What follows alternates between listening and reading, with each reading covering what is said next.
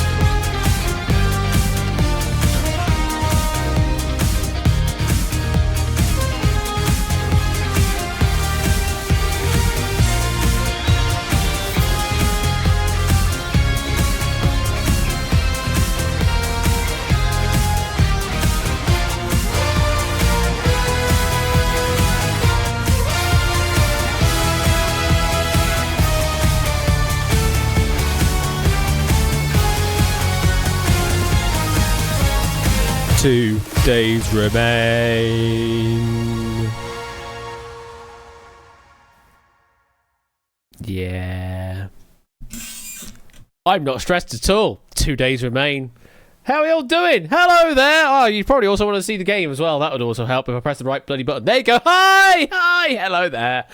How do I do this streaming stuff again? I forget. It's been a while.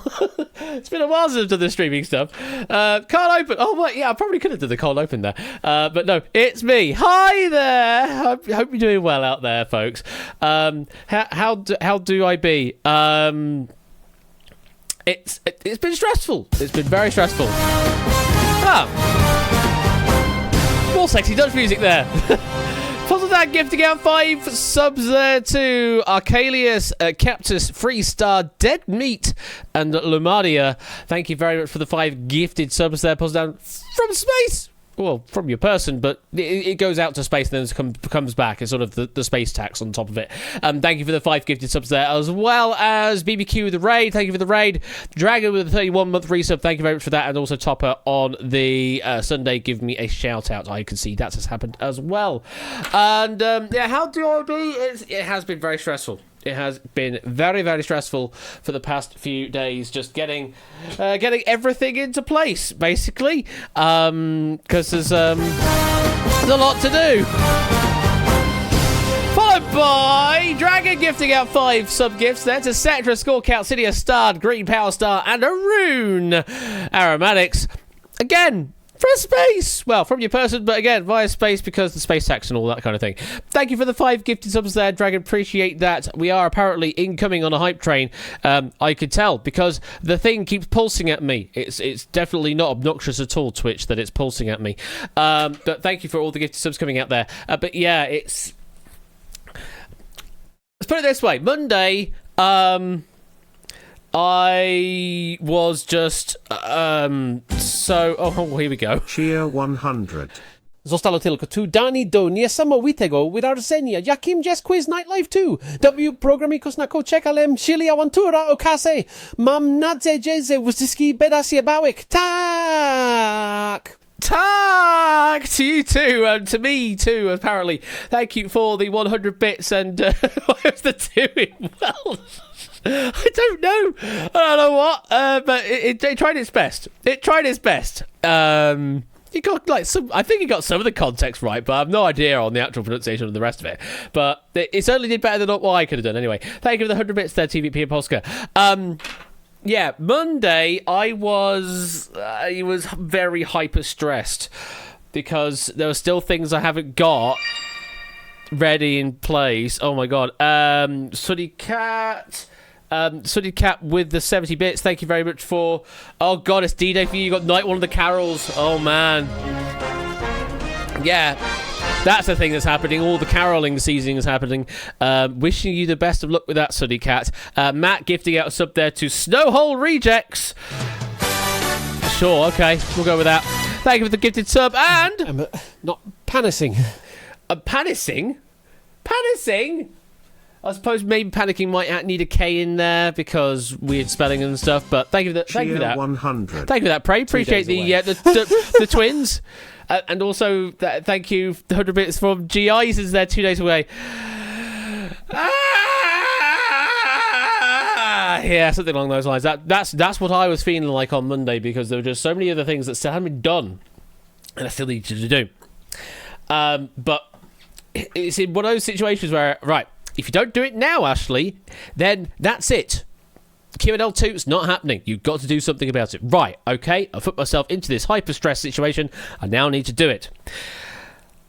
I am now at the end of Wednesday. I might do a bit after the stream. I don't know yet. Depends on how tired I'm going to feel afterwards. But at the end of Wednesday, I'm feeling slightly calmer that I have things in a reasonable way now that QNL 2 may be able to go okay. There's still lots of stuff I want to do on top of things. Currently, I have 49 OBS scenes, and I want to add more because I want fairly specific scenes for some of the games to make them look better. But yeah, 49 scenes in OBS to manage is a lot to manage. And yeah, one of the big things that I was really stressed about was these here that are still in their packaging, as you can see. Yeah, I'm deciding to just throw that out, just not get them ready in time because I don't have I don't have 3 days to work on them right now. I don't even have 2.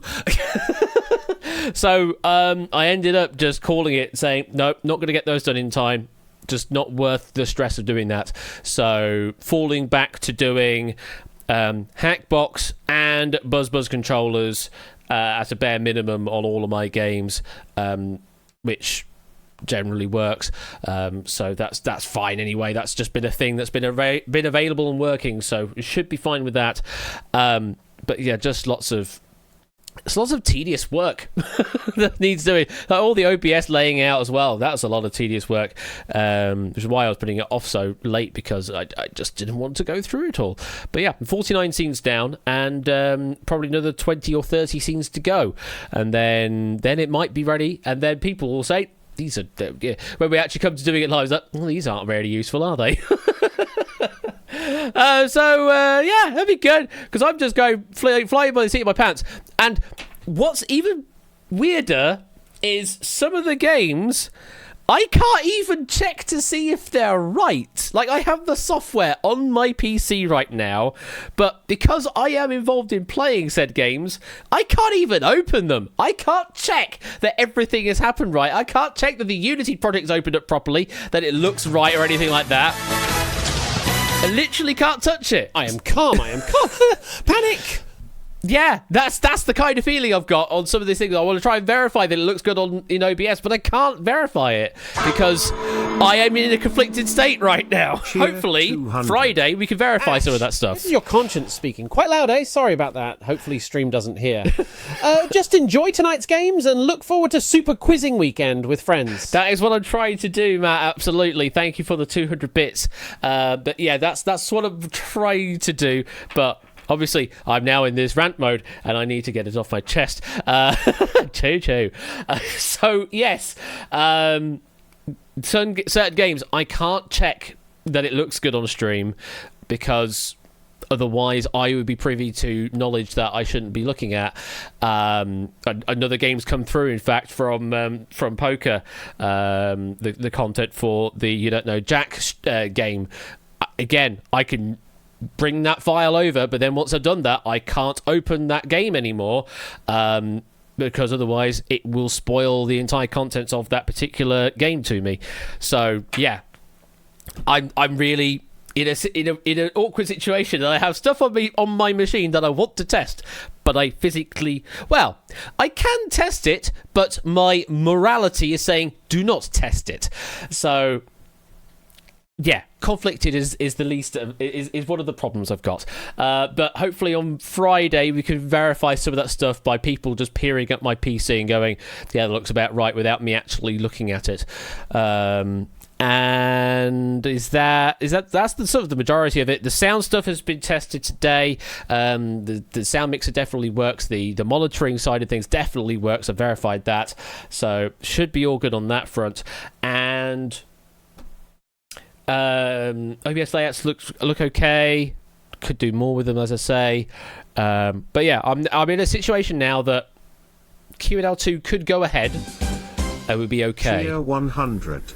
Ash, this is your conscience speaking. Oh, hello again. In 3 hours, I'm going to remind you of the theme from The Great Escape, and it's never going to leave your head. Mua ha ha ha ha ha. That almost worked, TTS at the end there. Almost worked. Thank you for the 100 bits there, I only appreciate that. But yes, I am in a situation where QNL2 could probably go ahead okay. But yeah, tomorrow is sort of the big... Well, end of tomorrow is the big pack down of my PC. And then Friday is the getting everything over to the venue for setup day. Or setup evening, and then Saturday is when it all happens proper. So, yeah. So yeah, yeah, flustered is probably the right word that I'm in right now, because there's too many things swimming in my head currently that I can't put in any sensible place. So let's just distract myself with something completely different. Shall we play some games? I think we shall play some games. Let's go to 1 vs 100. Let's open up the lobby, and the room code is BRTI. BRTI if you'd like to play tonight's edition of 1 vs 100. Timey wimey ash cheer 100. Wibbly wobbly timey wime. I wish, Puzzle Dan, I wish I had a TARDIS right now. I wish I could just freeze time for my own personal gain and just do whatever, do things in my time and not have to worry about it looming. Then I'd have to know how a TARDIS actually works, and I know that the Doctor struggles with that at the best of times. So it might get lost in time, so that QNL2 never happens, or does and never happens. Time is a weird construct. But yeah. All hoping that everything goes well. It never did, no. Though still has keys around. There's some physical keys that sort of work sometimes until they don't. It's weird. But yeah, QNL2 will be happening this weekend. I'm not streaming on Friday because that will be setup day, but we'll be streaming on this channel Saturday and Sunday from approximately 9:30 in the morning all the way through to 8 p.m. on the Saturday and 7 p.m. on the Sunday. Those are the full scheduled times. We've got loads of games, 18 games in total, 10 on the Saturday, 8 on the Sunday for you to all watch along. Some of them you may even be able to play along with as well, but certainly watching along and seeing us all have a laugh in the great city of Sheffield, doing some quizzing and all that malarkey. And I'm definitely looking forward to seeing loads of people once again for QNL2. That's what's really driving me forward and keeping me going with all this manicness going in my head, is just the fact that I'm going to be able to see a load of you once again very, very, very, very, very, very, very, very soon. And that's going to be absolutely awesome. So definitely looking forward to it. Definitely looking forward to seeing a load of people on the Friday and then throughout the weekend on Saturday and Sunday as well. And yeah, I'm just not going to talk about it right now and move straight on to something different with 1 vs 100. We've got 28 of you currently in the lobby. We will be picking one of you to play. 29 of you in the lobby, I stand corrected there, in the lobby, and one of you will be picked to be as the hot seat player to start out tonight's edition of 1 vs 100. You can play either in Twitch chat or you can talk to me in Discord. Hello, that's 30 now. Welcome, Theory. You can play hot seat in any form, but it's always nice to have a bit of a chit chat with someone in Discord. In fact, that means I need to get over to that whole situation with the Discord. Go over to that. Not screen. No, I want to share the application. Application audio. That's what I wanted, because this one is done as a separate build, thankfully. All this time talk has just triggered the starting part of the time warp. Oh, I would love to do the time warp again. So let's do the time warp again. Let's just step to the left. Or jump to the left. Whatever it is. I don't even care. My brain is fuddled right now, and it is time to start this game proper. Let's pick our first one for this evening. It is 8:15. Let's make it happen. Oh god, that's loud. Why is that so loud? It's the Dutch music, that's why it's loud. My fuddled his brain, I agree. We've got Clive of Legend! Right, I gotta make sure I've got OBS set up right, because this is a different layout. And I'm doing things differently. Because why not do things differently for Q&L and quiz and regular quiz night streams?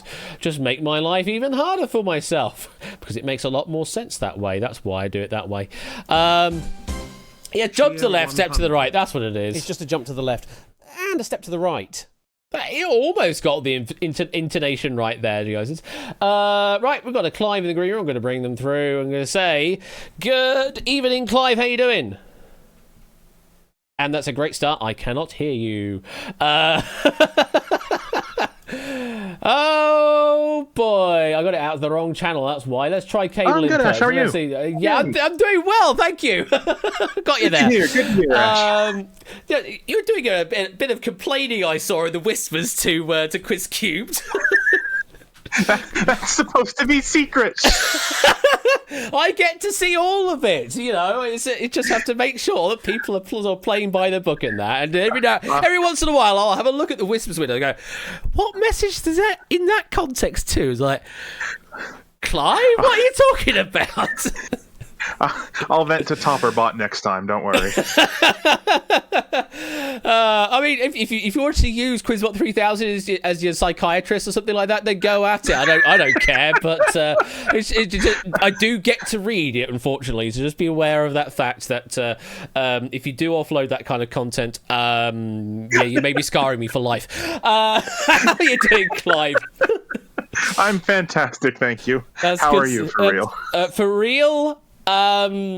Yes. Next question, and we're moving on from that point. But better than I was 2 days ago. Let's put it that way. Good, Definitely better than I was 2 days ago. And hopefully on the Saturday after the first couple of games, I will be in a much better place. But yeah, just sort of, it's the whole thing of getting all the high equipment as well, getting a van. That's the first time that I've been driving a van as well, which obviously doesn't have rear view mirrors or anything. So getting used to doing reversing maneuvers without a rear view mirror is also a thing as well. Thankfully, it has reversing camera on it, so it makes it a bit easier. But oh my goodness! But yeah, certainly a new thing to do that. And they Europe Car decided to give me a bigger van than I wanted. Because I only wanted a small van. I didn't want an actual car because that wouldn't have enough space, but I needed just a small van. But they gave me a bigger van because they didn't have small vans in stock, so they just made it even harder to drive. Anyway, I'm not going to rant. I'm really not going to rant because I could be here for hours. We're here to play games. Clive, which edition of the game would you like to play tonight? Dutch, please. You're going Dutch, are you? I always go Dutch, yeah. That's what we love to hear. Well, I mean, we could be here a while, or we might be here for 2 questions. We'll see what happens. Probably. But for those that have never played the Dutch edition of One vs. One or never seen the Dutch edition, Clive is locked in throughout the game, no matter what. There is no walkaway feature. There is no bailout. The only way that Clive can claim the money is by knocking all 100 of you out in the mob. And the process of selecting the questions is slightly different to the US editions, but it's very easy to follow along. For those playing in the mob, you just need to answer to Quizbot 3000 with the letter A, B, or C. You can also use public chat, but just note that the messages will not be deleted. Some mods I know use that as a little advantage because I know they definitely can't be deleted as a moderator message, just to steer you over a different way. I don't know, but A, B, or C, that's all you need to know. And Clive, you just need to talk to me. That's basically all it is. Are you ready to play? Yes, sir. All right, let's play 1 vs. 100. And the first category we've got for you is mathematics, and as it is question number 1... Oh, hang on, I need the special layout. I forgot about that as well. Full game and cam chat, that one. There we go. Oh, swish. So, yeah, as always, with question number 1 of the Dutch edition, we go easier, and then from that point onwards, you get to choose the difficulty, whether you want to go easier or harder. Okay, question number 1 is this. Which of these is an abbreviation for a trigonometric function?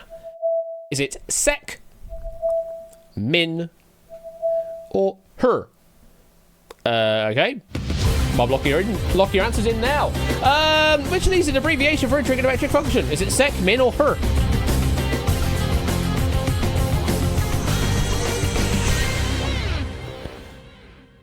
And the mob is in, and as you can see there, the helps are also different from the US edition. You have 3 dodges, they're called escapes in the Dutch edition, worth an increasing amount of your current bank, and then there is also the doubler. If you think a particular question is going to be at a detriment to the mob, you can use your 1 doubler to double the value of each mob member eliminated. Now, because you have nothing in the bank right now, you can't use an escape, because that would be, well, cheap. It would be incredibly free right now. But you do have to answer this question by right, and then you can start using help. Well, you can use your doubler on the first question. That is actually true. But it's entirely up to you. What do you want to do? I mean, pretty easy. A sec is short for secant, I think. So I'll go for a sec. Lock it in? Yeah, okay.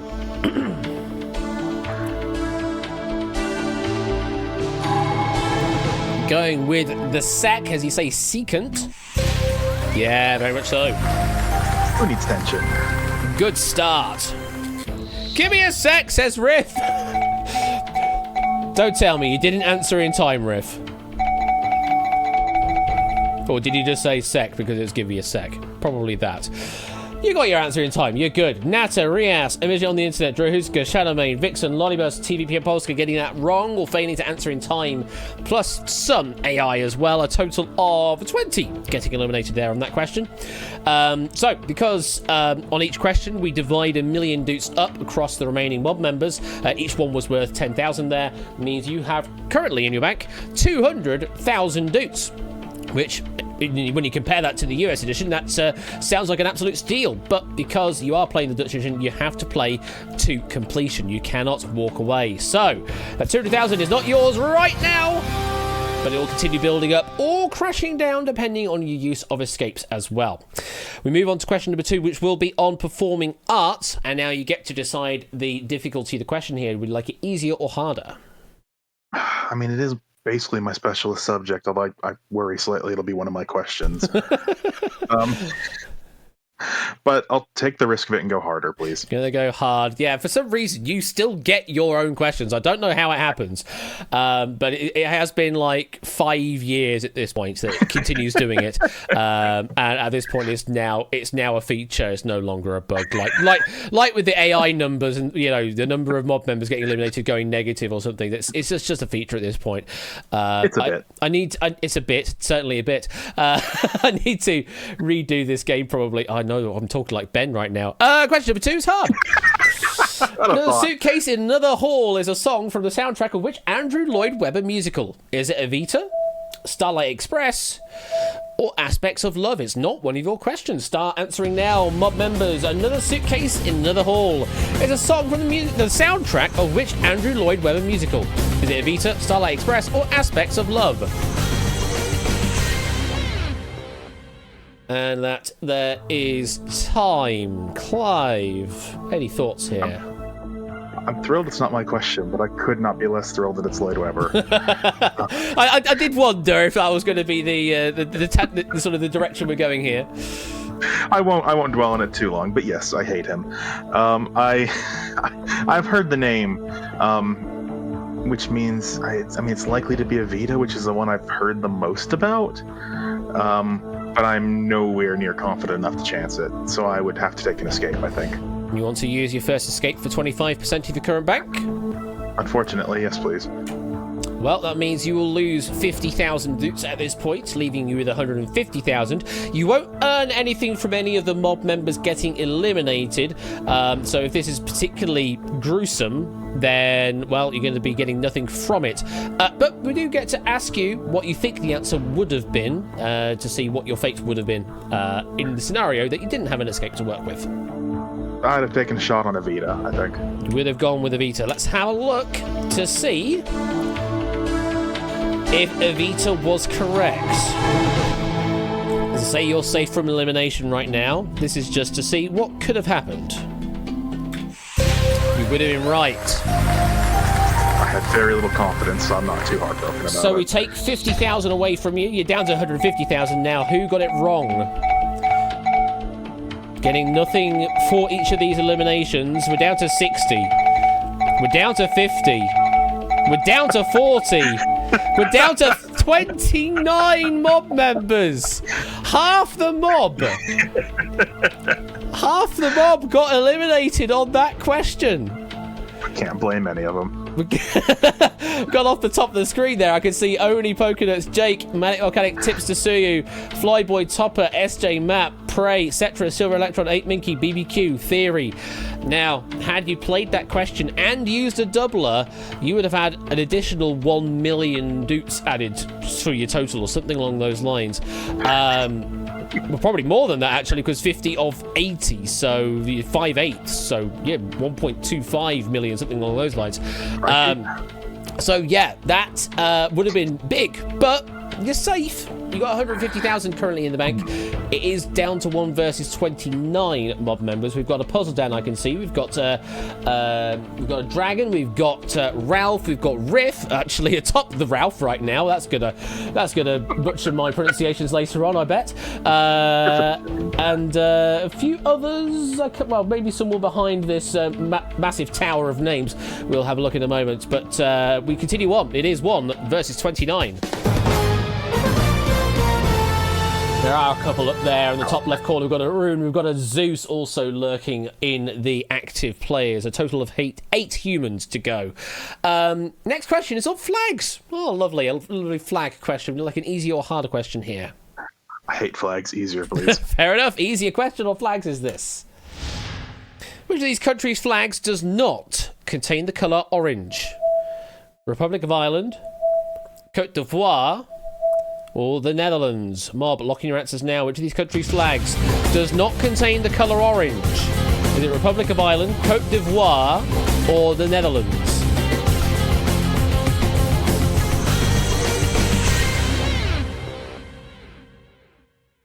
And the mob is in. Thoughts on this one, Clive?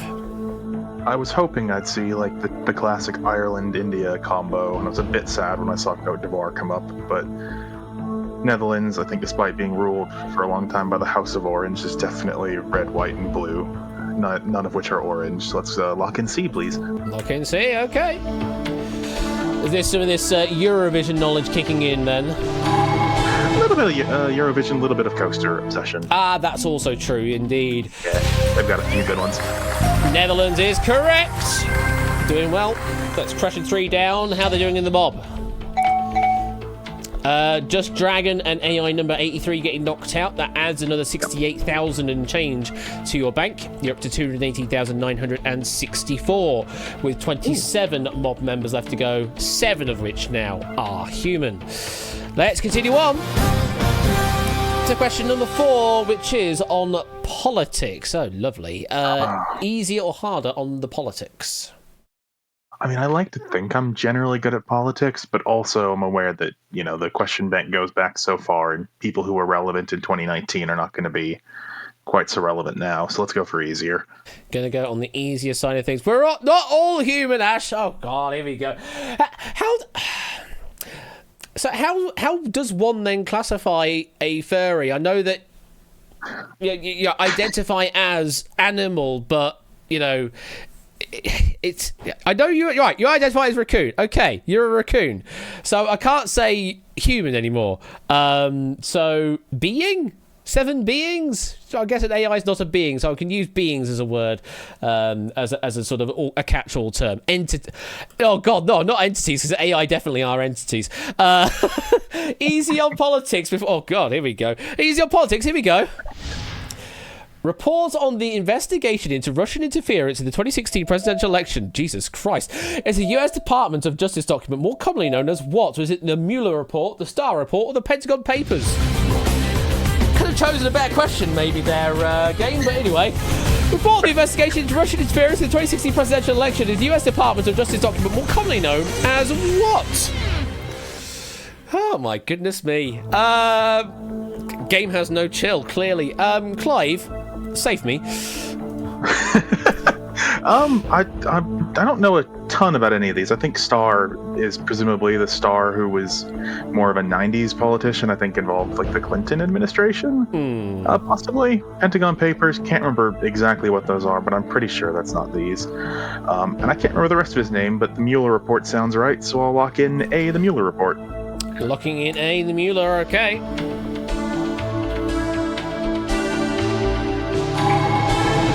We've also got the Colbert report on option D from Danny. We've got the Freddie Starr report on option E from Oni. Maybe not. Yeah, maybe not that. Ferris Mueller. Oh my goodness me. Is it the Mueller report? It is the Mueller report. 27 in the mob. 7 beings of which... No beings being eliminated, only 4 AI getting eliminated there. You're down to 1 versus 23. You add 148,000 and change to your bank. You're up to 367,112 deuce. Okay, into the final quarter already, Clive, and we're only a handful of questions in. How are you feeling at the moment? Oh, it's exhilarating. I love feeling the wind in my hair. I mean, the studio kind of looks a bit similar to what you've got in your avatar already. Kind of fits in. Every so often, I think, I'm done with my ego trip, I'll change it back. And then I see it at like a podium in one of these games, and I'm like, I'm too amused. I have to keep it for a few more months. Yeah, I got to keep it for a few more months, yeah. Okay, 23 still in. I mean, I technically could say 7 animals left. That's also true. We'll continue on. Next category is the following. Food and drink. I'm a big lad. Let's go harder. Oh, gonna go hard on the food and drink? Okay. Harder question, here we go, on food and drink, is this.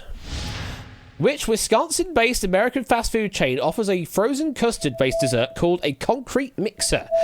Is it Carvel, Dairy Queen, or Culver's? Mob, lock in your answers now, please. Which Wisconsin-based American fast food chain offers a frozen custard-based dessert called a concrete mixer? Is it Carvel, Dairy Queen, or Culver's? And the mob is in. I think of these three, I'm only slightly familiar with Dairy Queen. Yeah, Carvel, I think I'm mostly known for like ice cream cakes. And I was hoping I wouldn't see both Dairy Queen and Culver's because I knew it was between the two of those. Frozen custard I associate more with Culver's, whereas Dairy Queen I think of as just an ice cream chain. And I think Culver's does have a concrete as well as typical milkshakes.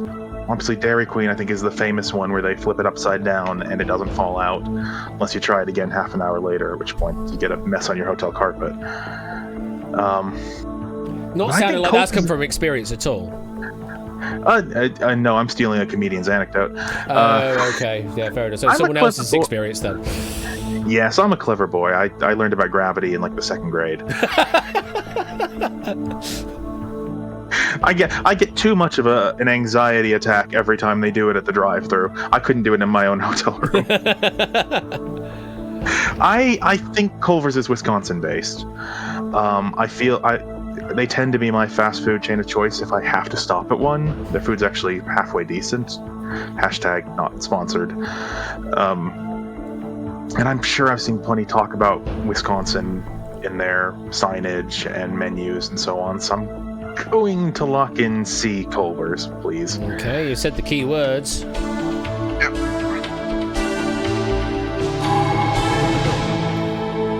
Going with the Culver's, we've got JB's ears itching right now, according to Danny. Are we talking about Culver's concrete mixer? I mean, there's got a bit of alliteration to it as well. That's quite nice. It is the correct answer. We've got 23 still in. Oh, goodness me. Down to 13. The last one, not the last one to be eliminated here. SM Mini and Puzzle Dan, as well as a few AI getting eliminated on that question. And we've got another sub from Mai. What's this about QNL2? You'd have to be such a nerd to host anything there. I'd never do that.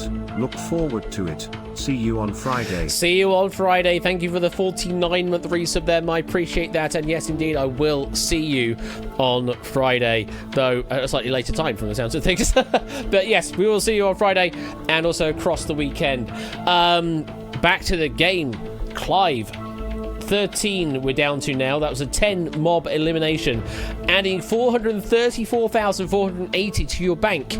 You're now up to 801,892 with the 13 members left to go, of which we've got 1, 2, 3, 4 beings left. The rest are AI from the looks of things. Feeling good, Clive? Yeah, it's going quite well. I'm thrilled to have 2 of my helps. I'm still a bit anxious about when to use the doubler, but I feel like it's going to be a good payday so long as I get anyone out from this point on. Indeed. Well, let's continue on to the next question. And instead of a category choice with easy hard, we've got a question choice where we give you the options ahead of time. Would you like the question behind Hilary Amundsen Scott, or the question behind Pump It, Where Is the Love, the Time Dirty Bit? Second one's definitely music, which I'm really weak on, so I'll go for number 1, please. Gonna go with number 1. So here is the full question for those answers. My favourite Animal Crossing villager is Roald, a cute little penguin. Incidentally, he shares his name with which explorer whose 1911 expedition was the first to reach the South Pole? Was it Hilary, Amundsen, or Scott? My favourite Animal Crossing villager is Roald, a cute little penguin. Incidentally, he shares his name with which explorer whose 1911 expedition was the first to reach the South Pole? That is a cutely written question, though. Like, you could probably scrub like 3/4 of it out and still be left with a question that works. But that's what makes these really lovely to read. Clive, what's your thoughts? I mean, definitely not Hillary. Edmund Hillary is Everest, famously. I was hoping it wouldn't just be a flat which of these was the first to reach the South Pole, because I was not sure between Amundsen and Scott. But Scott, I'm pretty sure, isn't named Roald. Roald goes much better with Amundsen as a name, so I will... I'm suddenly anxious about it. But no, I'll go ahead and lock in B. You've said the keywords, lock in B.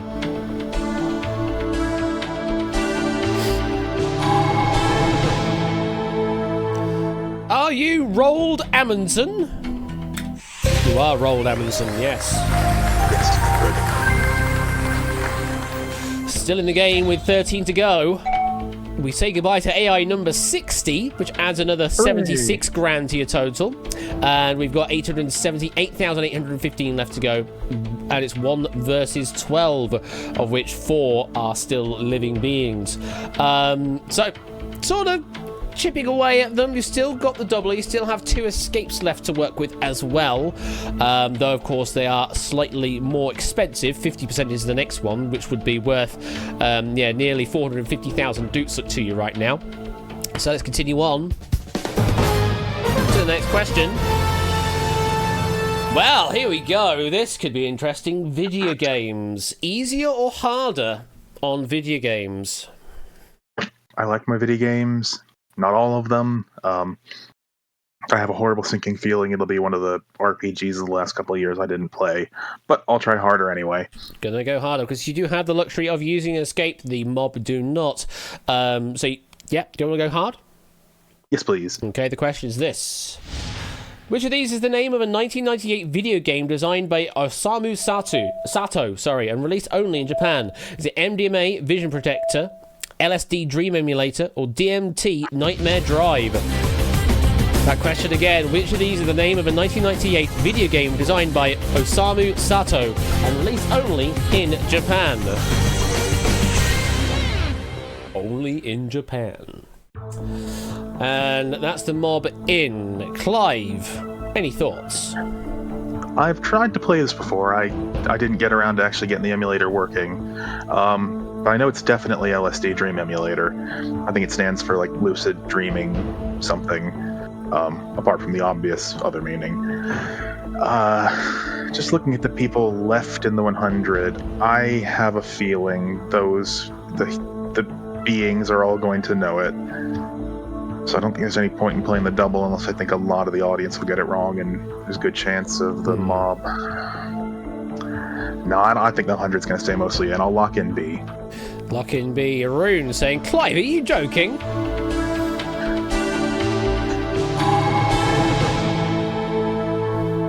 We're going with LSD Dream Emulator.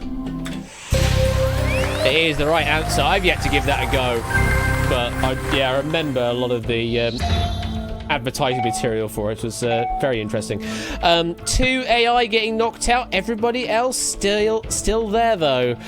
We add another 166 grand to your total. You're up to 1,045,481.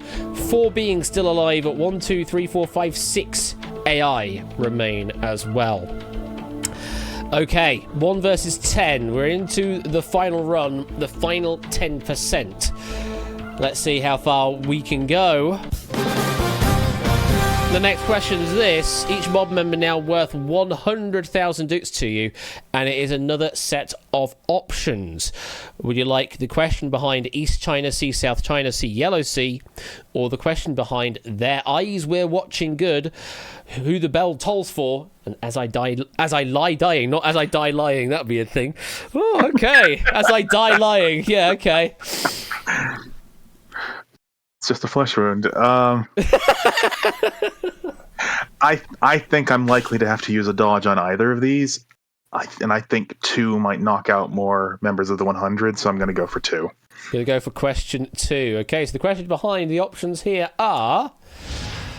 What could Ernest Hemingway have titled one of his greatest novels if he wanted to irritate grammar pedants everywhere? Is it Their Eyes We Are Watching God, Who the Bell Tolls For, or As I Lie Dying? So now I understand why I struggled so hard reading those. What could Ernest Hemingway have titled one of his greatest novels if he wanted to irritate grammar pedants everywhere? Yeah, I knew my brain was hurting bad, but I didn't realise it was that bad. Clive, what's your thoughts? Okay, a lot easier than I thought it would be.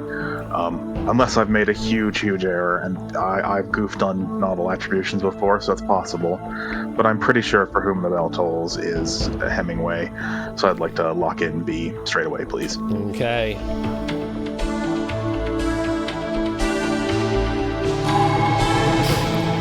For Whom the Xylophone Tolls. You are right indeed on B.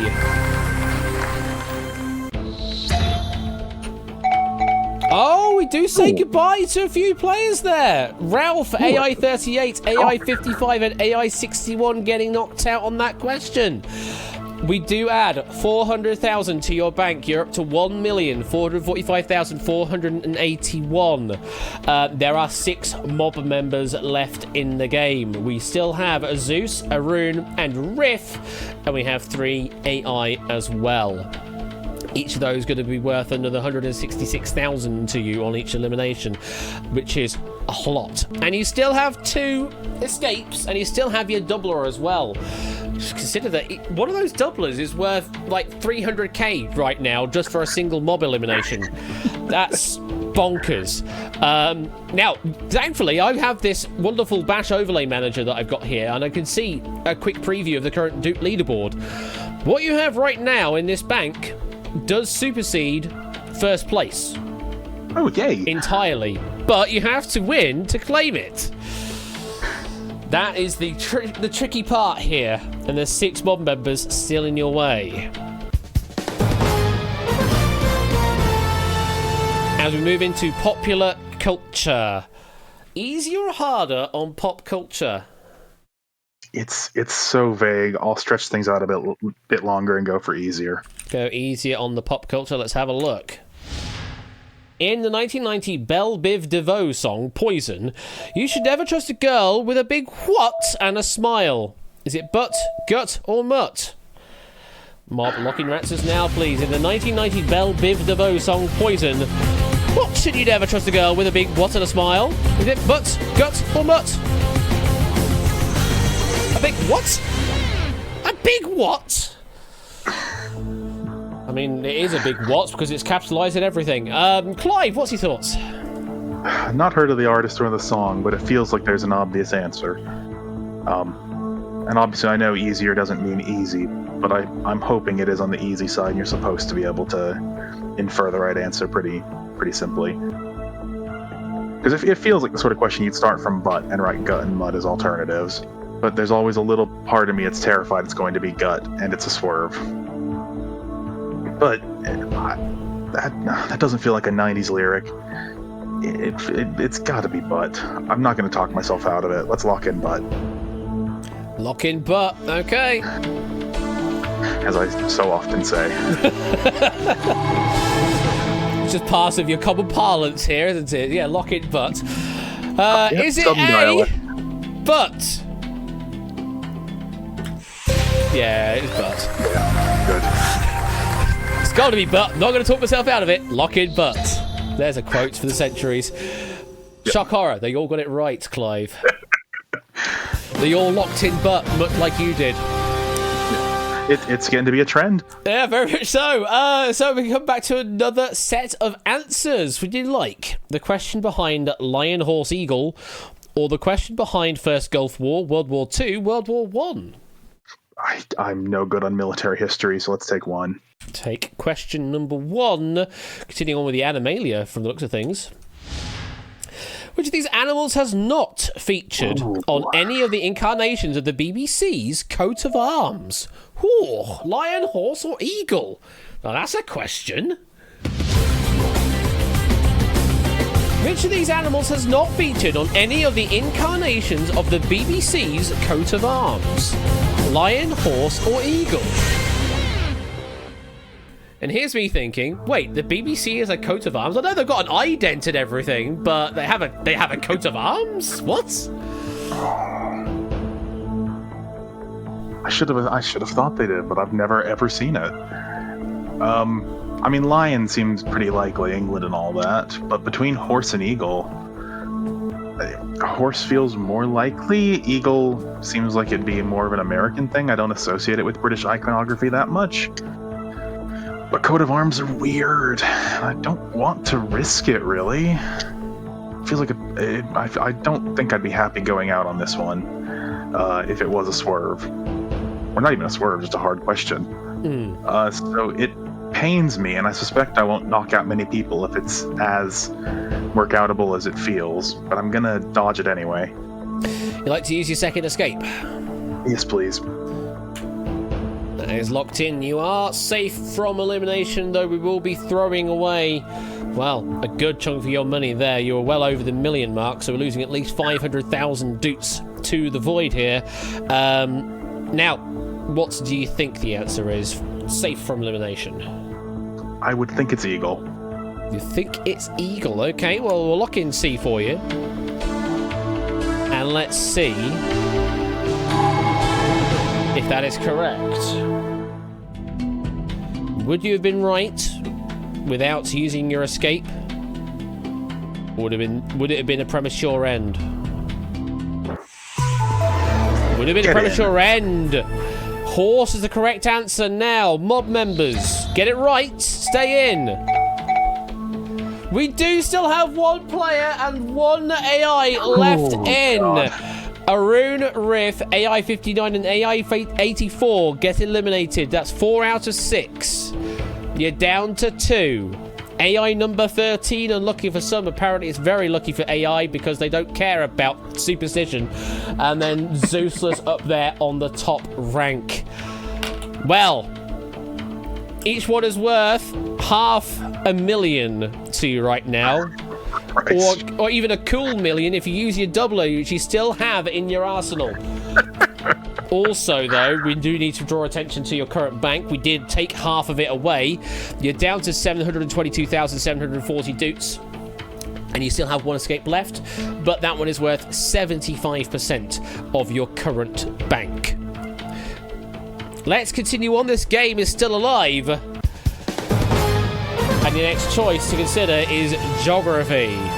Oh, God. So you've got Zeus and an AI you're playing against here on geography. I know I'm terrible at geography, but I know a lot of other people are too. Remind me, if I dodge and the last two get knocked out, do I still get the bonus on top of that? I think it probably will pay the bonus on top, yes. Okay. It's a bit cheap, but I'm going to play to knock him out and go harder. Well, you still have the escape in your arsenal. You haven't used it earlier on, so absolutely. Let's go hard, see what this geography question entails. The US state of Colorado is closest in area to which of these countries? Is it Nigeria, New Zealand, or Norway? It is the 3 N's. Let's lock some answers in. The US state of Colorado is closest in area to which of these countries? What a question. Nigeria, New Zealand, or Norway?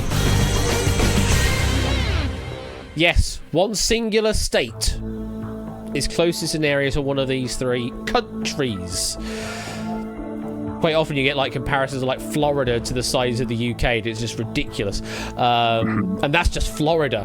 That's just the tip of this massive iceberg, I guess, what the US continental states is. Clive, what's your thinking? My thinking is I've learned over the years that since the Mercator projection is so weird, I absolutely cannot trust my perception of any geography based on maps. And that's all I have to go on. So I'm quite happy dodging this one. I have nowhere near enough confidence to risk it at this stage. You'd like to use your final escape? Yes, please. Okay. You are safe from elimination on this question. Out of curiosity, what answer would you have proffered? I think Colorado's quite large. I would have said about Norway-ish. You'd say Norway-ish. I can tell you that if anything, if Bing is anything to go by, I'm just quickly looking up what the size of Colorado is in terms of square kilometers.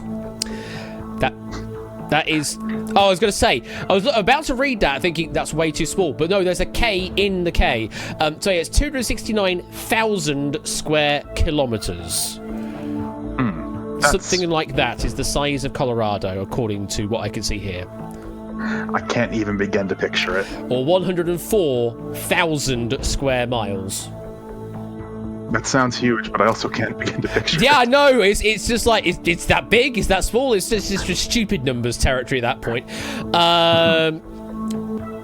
That's what we're dealing with. You're thinking it's Norway-ish, so let's have a look. Was Norway right? Or was there no way it was Norway? Oh, bloody hell, that was terrible. It was New Zealand. Gosh. Well then, 2 players in, do they stand? Oh, AI! Come on! Not this again! The human dies.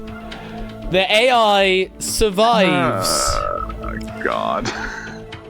So, we take another 75% of your bank. Oh. You are down to 180,685 dudes. You still have to play on. There are no more escapes. You must get the questions right to survive.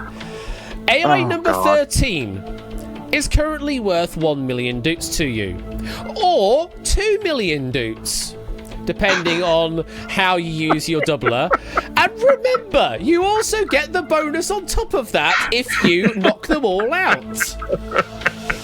So actually, in actuality, AI number 13 is worth either 2 or 3 million doots to you right now. Oh, that's too much pressure. And you know how AI work, folks, for those that haven't tuned in before. Yeah, your answers in the Shadow game right now, if you've been eliminated, sort of influence how the AI answers. So it's all in your hands. Well, mostly in your hands. It has a bit of RNG pick based on it, but it's a weighted RNG based on your responses to the question. And yes, it is AI number 13 or A113 if you want to go with CalArts stuff. Here we go then. It's the final showdown. And it starts, or maybe ends, with TV and film. Easier or harder, Clive? Remember, you have to answer it correctly to survive. Yeah, my strategy backfired. I really wanted them both to go there. I don't want to turn it into a war of attrition, but I'm going to go easier.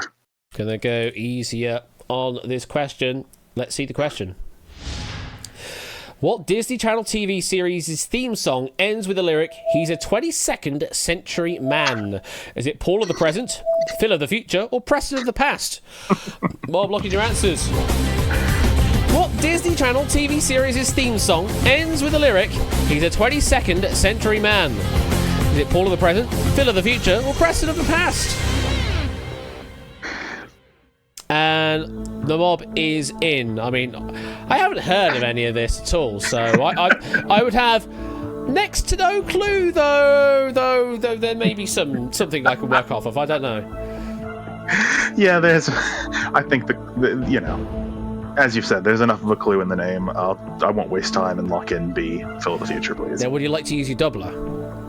Absolutely not. Okay.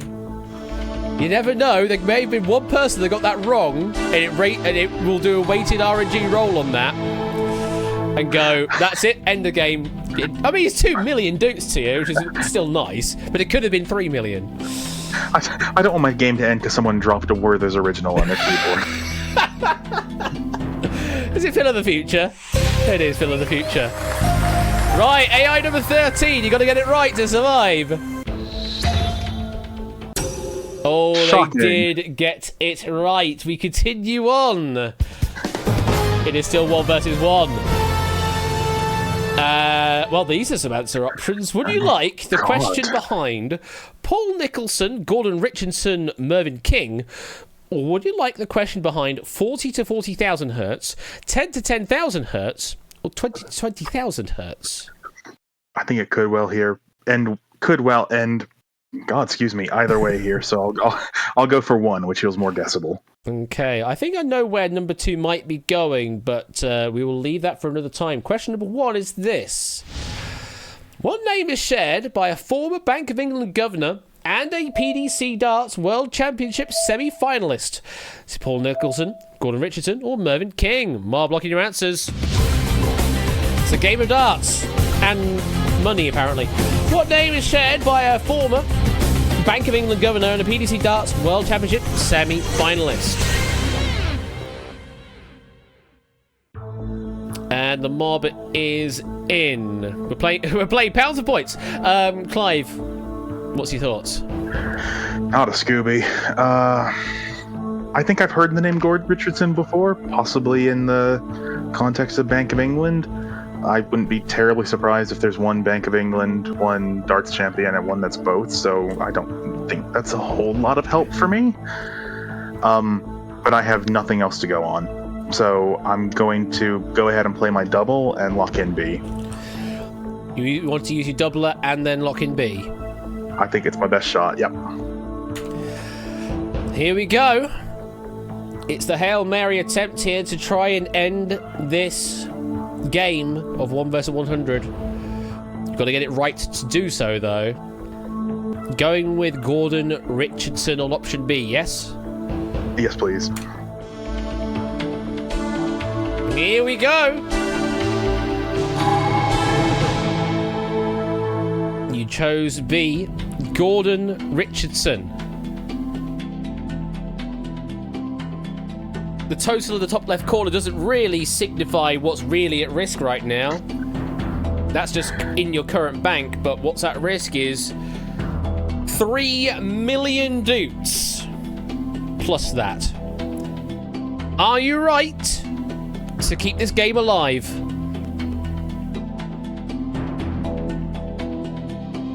No! That was a good run. Mervyn King was the correct answer, and that ends your run. And they got it right as well. Oh, they would, the jammy git. AI number 13 did get that final question right, so it would have been another question on top of that to continue on, so the double up wouldn't have worked out either. Oh my god, what a game that was. Clive, I mean, it was quite a quick rush to the final quarter, as it were, and then the attrition started at that point. How do you feel? It's not the first time I've had that mano a mano against an AI before, so I am growing ever more scared that Terminator might not be too far away from reality. By the way, when I say when we use the term AI here, this predates the idea of like Chat GPT and things like that. Like, I have wanted to sort of plug that in for the fake responses, but I haven't gotten around to it, and it's been a while. But yeah, the AI here is just kind of random dumb luck, though it is skewed one way or the other depending on difficulty question, and then also based off of your answers as well. So yeah, it has some sort of human interference in there. It's not just a straight up 1 in 3 random chance. But yeah, it's done the job. It has worked in this game and kept you from banking out 3+ million doots, which I'm thankful for. because I don't have that many dues to pay out. I Clive, didn't know where you had them stored in a spare room.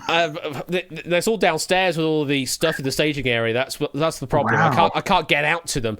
Oh, no. Thank you very much for playing, Clive. I hope you had fun. It was great fun. Cheers, Ash. Thank you very much for playing. Enjoy the rest of your week. I hope you'll be tuning in to some of QNL 2. Of course. I hope you have a great weekend. Lovely. Thank you very much. We will hopefully do so, and I will hopefully do so. I think that's more the key point. I think everybody else will definitely already have a nice time. It's more a case of will I actually enjoy my time, which I think I shall do. But until then, Clive, thank you very much for playing, and we'll catch you later. See you later. Bye! Bye. Oh, what a great game that was, and it just did not work out for Clive in the end. Nearly 3 million dutes added to their total, which would have put them up to like 3.6 million dutes on the Dute leaderboard right now. But alas, AI number 13 came along and conquered the entire game. What a formidable performance there by that random roll, the random dice generator, as it were. Right. I think we need to continue on to the next game. We're up to 9 p.m. right now. Let's pick our next one. Who is going to follow along in Clive's, almost effortless performance there? That was just almost faultless, just unfortunately hit darts at the wrong time. Who's going to follow along in Clive's shadow? Maybe break out of that shadow. Maybe claim some money. Maybe $1 million. Dollars? Dutes! That's what I've got on the line. Dutes! Maybe me.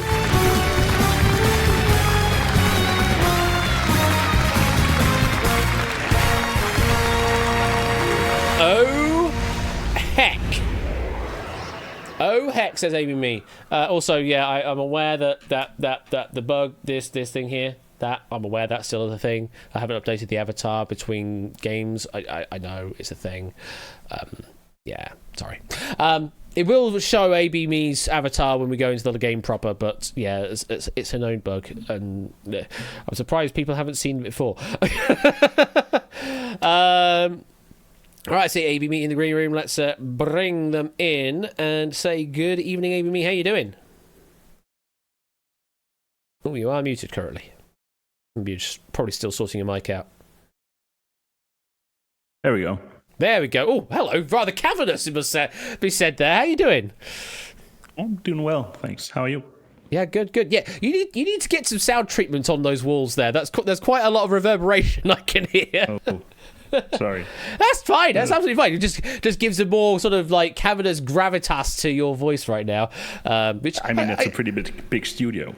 Well, that's probably explain it then. It's just a large area large volume to contain all of the audio. It's just it adds a slightly different quality to your audio. That's all.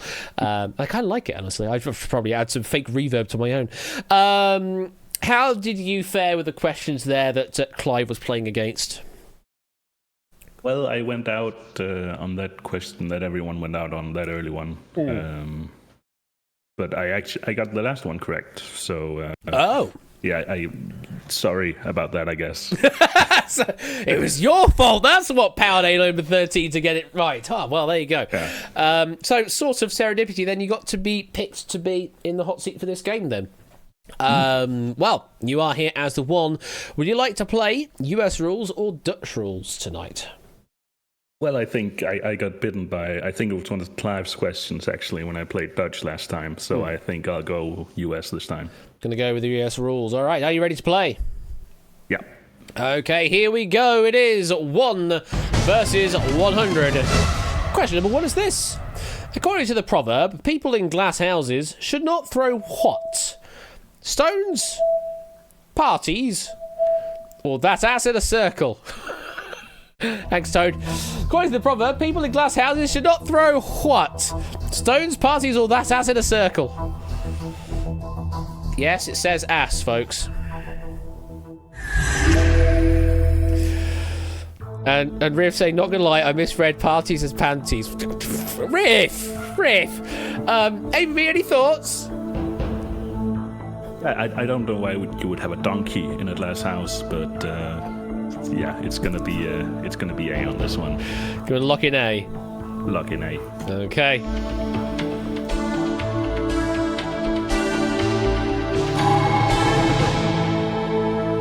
going with stones. Yeah, just generally don't throw stones anyway. It's not nice. Unless you're like trying to just skim them across the surface of a lake or something. It's quite fun when you do that though. Zeus, Joe, and a midget on the internet getting that one wrong or failing to answer in time either way. They are removed from play. We are 7 away from the first level on this ladder in the US edition. 1,000 doots is that level. So we continue on. Question number 2. Which country has won the Eurovision Song Contest the most times? Ireland, Sweden, or France? At time of writing, or I can't remember. Either way, which country has won the Eurovision Song Contest the most times? Is it Ireland, Sweden, or France? Pre-2023, says Topper. Okay. Thank you for the clarification. I haven't been tracking it that much to know where the all-time record stands. Amy, thoughts? I'm not super confident here. I think it's probably not France, but Sweden has won it a lot recently.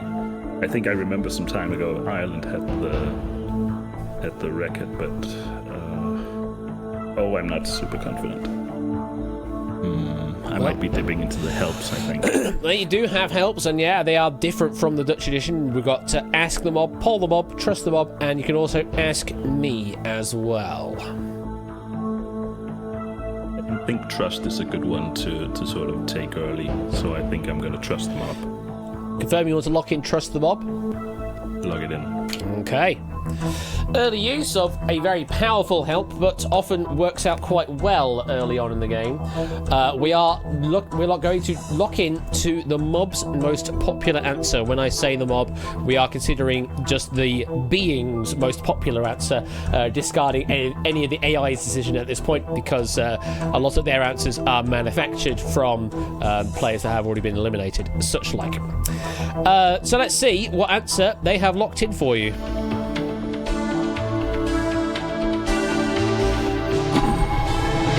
They have locked in Ireland as the answer. If this is right, you're still in the game. If this is wrong, well, then that would have been a rather foul use of a trust and commiserations. But I guess that means we won't have many to pick from after the fact. Is it Ireland? It is Ireland, yes. Thank you, mob. Thank you. So, how are we doing on the elimination fronts? Up 3 levels. Make that 4. Make that 5. Bloody hell. Well then, 51, that number kicking out again. It's 51 mob members getting eliminated on a question. So, Amy, just like that, you're up to 50,000 doots. And you should have used your doubler. Yeah, indeed. If only we could carry those over. So, since you're past the halfway point, we get to give you some extra information on the question that you will be about to face. You will face momentarily. English is definitely not my strong suit. It should be. I'm native, but brain is doing weird things right now. Anyway, yes, because you're past the halfway point, we'll give you the category of the next question that you'll be facing. Up to you then to decide whether you want to play on or not from that point. Lots of players getting eliminated. AVAC, Manic Volcanic, Lottie Bus, Maxio, Dragon, Pop Ramen, Colony, Suyu, 8 Minky, TV Polska, SJ, Flyboy Rias, and Silver Electron all getting eliminated, amongst a smattering of AI as well. People in chat furnishing me with the information that it is to do with...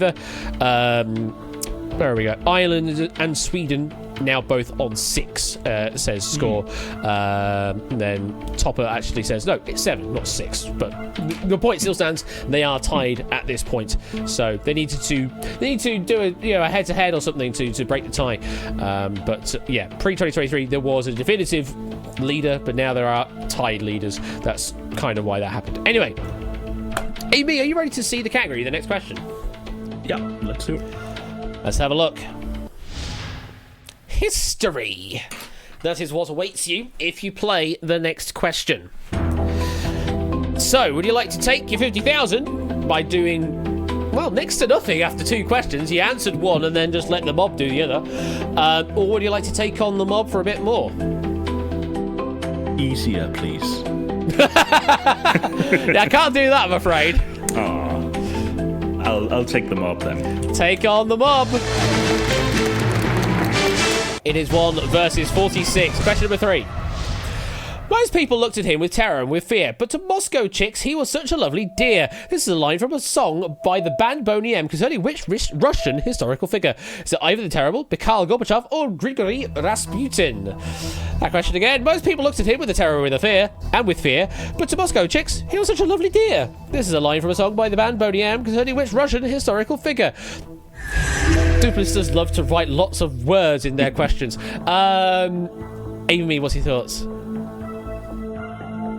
Well, I think I know they had a song called La La Rasputin, and unless that like had a verse about Ivan the Terrible or Gorbachev for some reason, then I think it's gonna be C. I'm gonna lock in C. You said keywords, lock in C.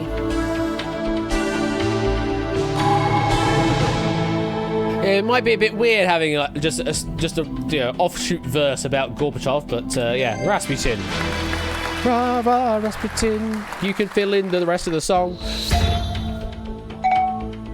And just AI number 73 getting that wrong. How's AI number 30? Oh, that's a shame. That's a shame. AI number 13 is already gone. You hate to see it. Yeah, got eliminated on question number 2 from the looks of things. But AI number 73 was the one getting knocked out there. You're now 5 away from the next level up, which is 75,000. It's something right. Yes, 5 away from the next level up. Let's have a look at the next category. Ah, lovely. It's that stupid category. 1 versus 100. Where it could be in the style of 1 versus 100 or just because it wants to be in 1 versus 100. Either way, we won't know. Would you like to play on taking on the mob, or do you want to claim your 50,000 dudes? I'll keep going. I'll take on the mob. Taking on the mob. It is 1 versus 45. What are you doing if you go to Derby to watch the Derby whilst wearing a Derby? Is it watching Derby City playing Leicester City wearing a top hat? Is it watching Derby County play Nottingham Forest wearing a bowler hat? Or watching Derby United play Sheffield United wearing a pork pie hat? That question again. What are you doing if you go to Derby to watch the Derby whilst wearing a Derby? You can tell it's about Derby, don't you? Mob is in. D, wasting your time. Correct select again. Me, any thoughts? I was waiting for like horse racing, but apparently not. Yeah, I think the football team in Derby is called Derby County, so that might be the thing that clinches it for me. Yeah, because I don't really have any idea about the hat situation or who would be considered like a local rival or something. Yeah, I think I've heard Derby County enough that I'm gonna log in B. Okay.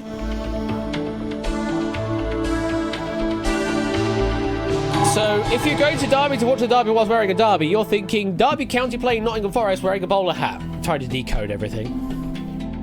Ah, you're right. You are absolutely right, yes.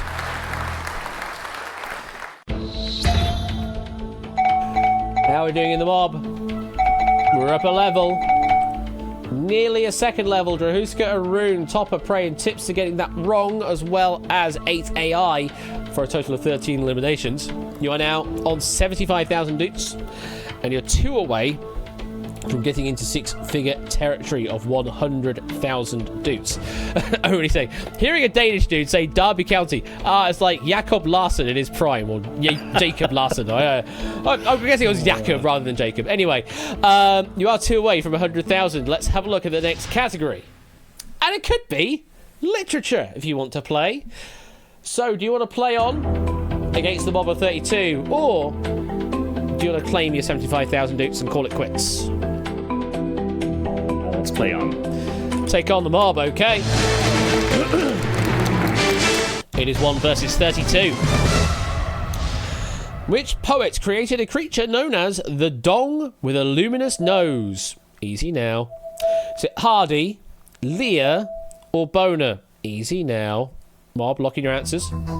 Which poet created a creature known as the Dong with a luminous nose? Is it Hardy, Lear, or Boner?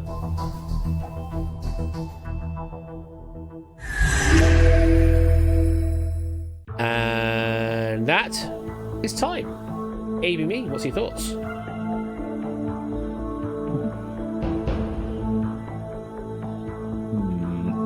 Not a lot of thoughts, to be honest.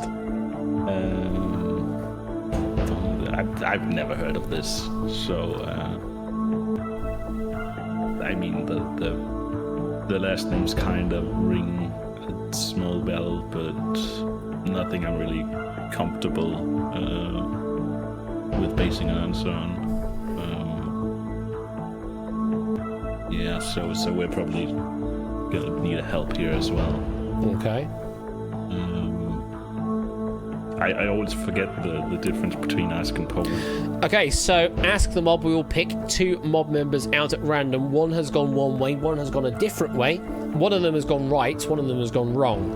Poll the mob, you give me an option A, B, or C, and you get to see how many of our remaining mob members gave that particular response.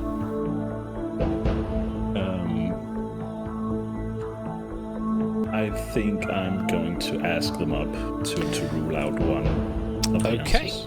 Yes, indeed, that is sort of the afterthought on Ask the Mob, though there is obviously the case that no one gets picked because everyone has gone one particular way, or you can't get a right and wrong answer, pick out of it, in which case it sort of doesn't work out, but the likelihood of that is rather low. We're going to ask the mob. We'll pick 2 mob members out of the audience. If you do get picked, let us know why you gave your answers in chat. We have got Nata went with B, and AI number 23 went with C. And we got a response from AI number 23 who says, my neural network has stopped functioning, so gave up and plugged for A because A. Well, unfortunately, AI number 23, you gave C, not A. So that's about as good as Google's doing these days. And Nata already said something. Honestly, I took a guess because I got no clue. Well, we know it's definitely not A. It's not Hardy. It's between B and C on Lear and Boner. But either way, they don't sound particularly confident. So, we got some process elimination, but is it enough?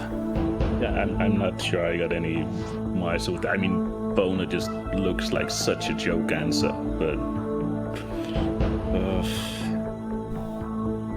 I mean, I've been outed as a Dane, so I'm not going to be strong on literature,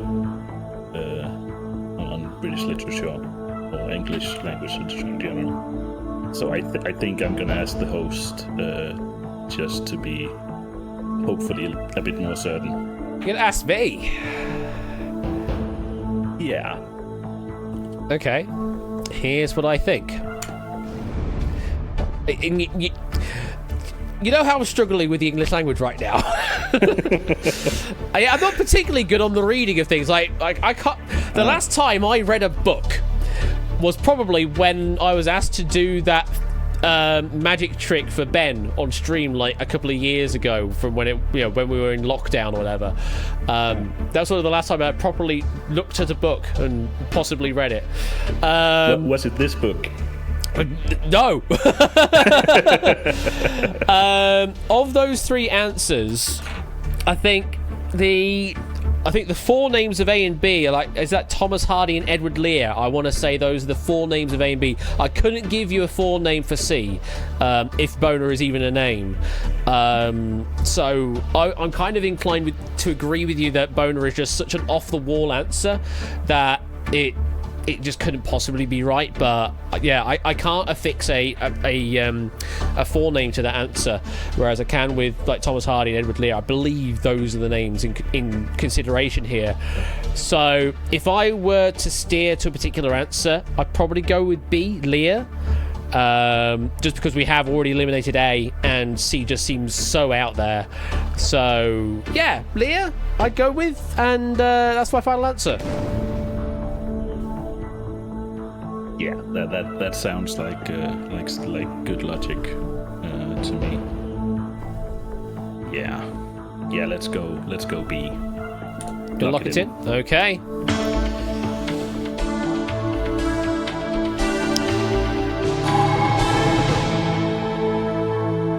So going with a bit of process elimination, I guess. If we hadn't done that thing earlier on, it probably would have been a 50-50 between A and B. Are we right with Lear? Oh, good. We are right with Lear. Thank God. Okay. How do they do in the mob?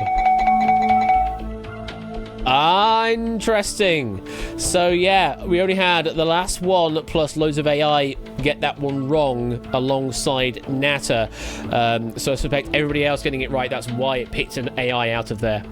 But yes, Lear was the correct answer. You're up to 100,000 doots. You're now 5 away from making it 250,000. You've only got the one help left to play with, which is Poll the Mob. Let's continue on. You will still get a sneak peek of the category for the next question. It wants to give you the history. It really does. It's really giving you the business with the history here. Would you like to take 100,000 doots? Or do you want to take on the final quarter of the mob?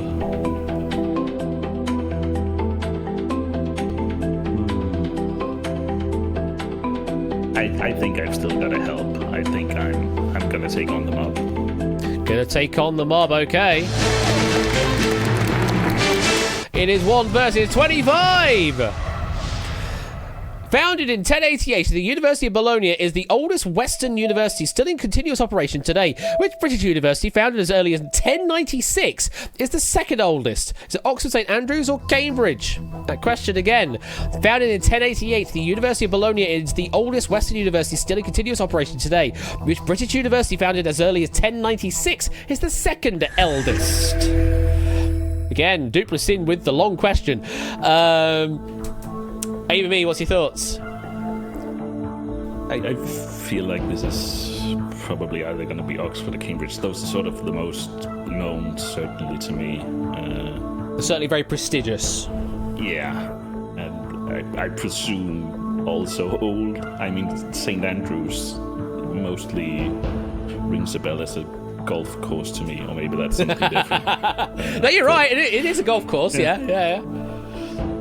But I think I'm going to poll them up on this one, and I think I'm going to poll them on A, Oxford. You like to poll on A, Oxford. Okay, so last help being used here. Amy will still need to give a correct answer to continue this game. Let's see how many of our remaining 25 mob members went with A, Oxford. Ooh, 18 of 25. So the majority did go that way. Notable exceptions we've got is Shapes, Jake, and Ralph, as well as a few AI, but all the other being players did go with A, Oxford. So I mean, it's very likely that they may have just, the others have gone with Cambridge. So if you're going with the sort of the prestigious routes there. But you are now out of helps. You must give me a correct answer to continue this game. I think that's a solid enough majority to go with A, Oxford. Log it in. Okay.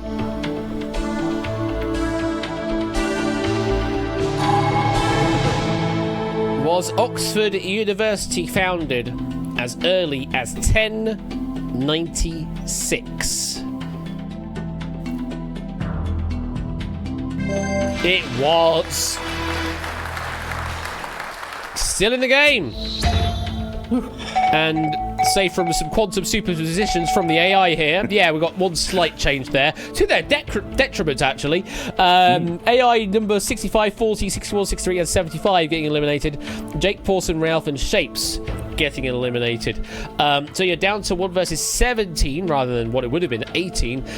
You're up to 250,000 doots, and now you are helpless. I mean, that's the term, isn't it? It's literally the term right now.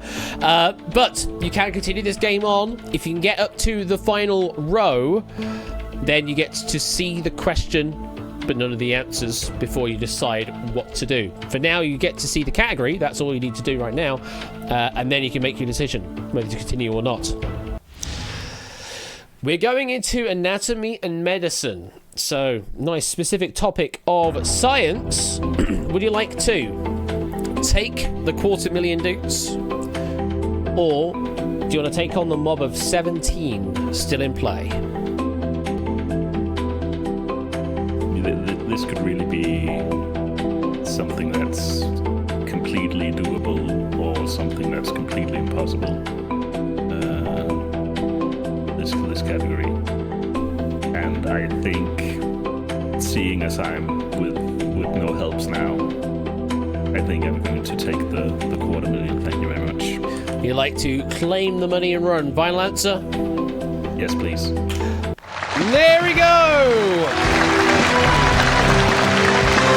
Nicely done there. You've been a good game. And the advantage of the US edition coming to fruition as you walk away with 250,000 dukes. Looks like we still had Odie and Riff, we still had Natter, we still had Vixen, and we still had Clive of Legend in play at the end of the game there.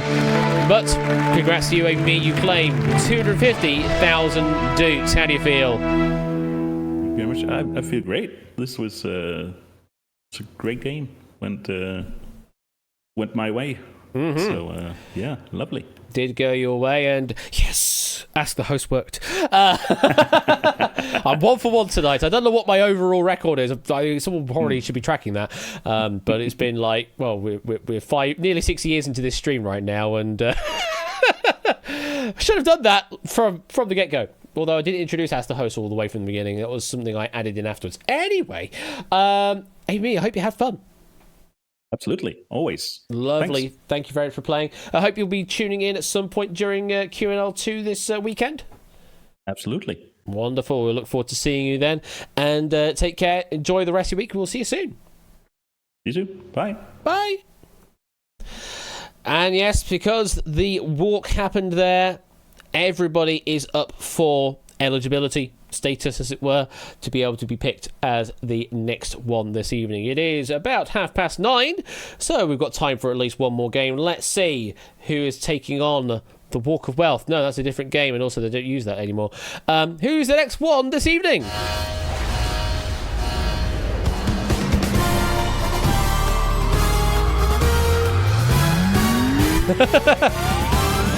Quiz waits for no one. TVPA Polska is next.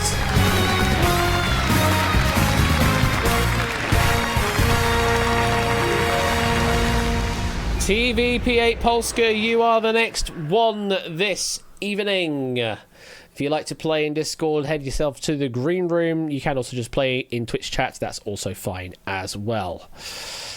I've got some notifications to look at. What am I doing? What notifications have I got? If I need to test the overlay for that, I'll be importing a new word list.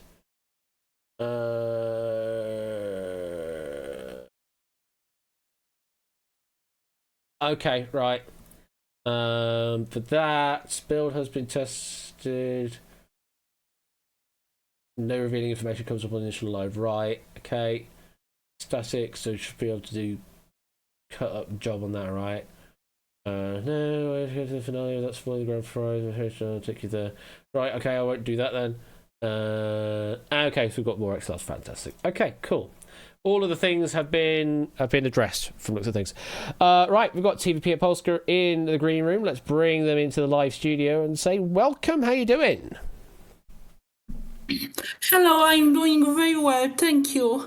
No I worries. really didn't expect to get here so soon. So soon? Well, that's how the RNG works with this game. Because ABME walked away means everyone was up to be picked, and the RNG chose you this time round. So, how have you been finding the questions this evening so far? So far, I don't think they were easy as in the earlier games. Okay, well, you never know. It might just be a rough pick so far for you, personally speaking. But later, we may get some good questions. Run of the luck for you here in tonight's edition of the game. Just to ask you, would you like to play the US rules, or would you like to play the Dutch rules tonight? I have considered earlier the Dutch rules because of their music and of the fun that comes with having to answer every single question, but my luck today has made my confidence less than I wanted to, so I think we should go with the US rules. At least with the US rules, you have the option to walk away if you get to a certain point. So, yeah, you want to play the US rules? Yes. All right, we will play the US rules. Are you ready to play? Yes. Okay, here we go then. It is 1 versus 100. Here's your first question. Which of these are a type of narrow-legged trousers? Is it drain pipe, hose pipe, or peace pipe? Mob, lock in your answers now. Which of these are a type of narrow-legged trousers? Is it drain pipe, hose pipe, or peace pipe?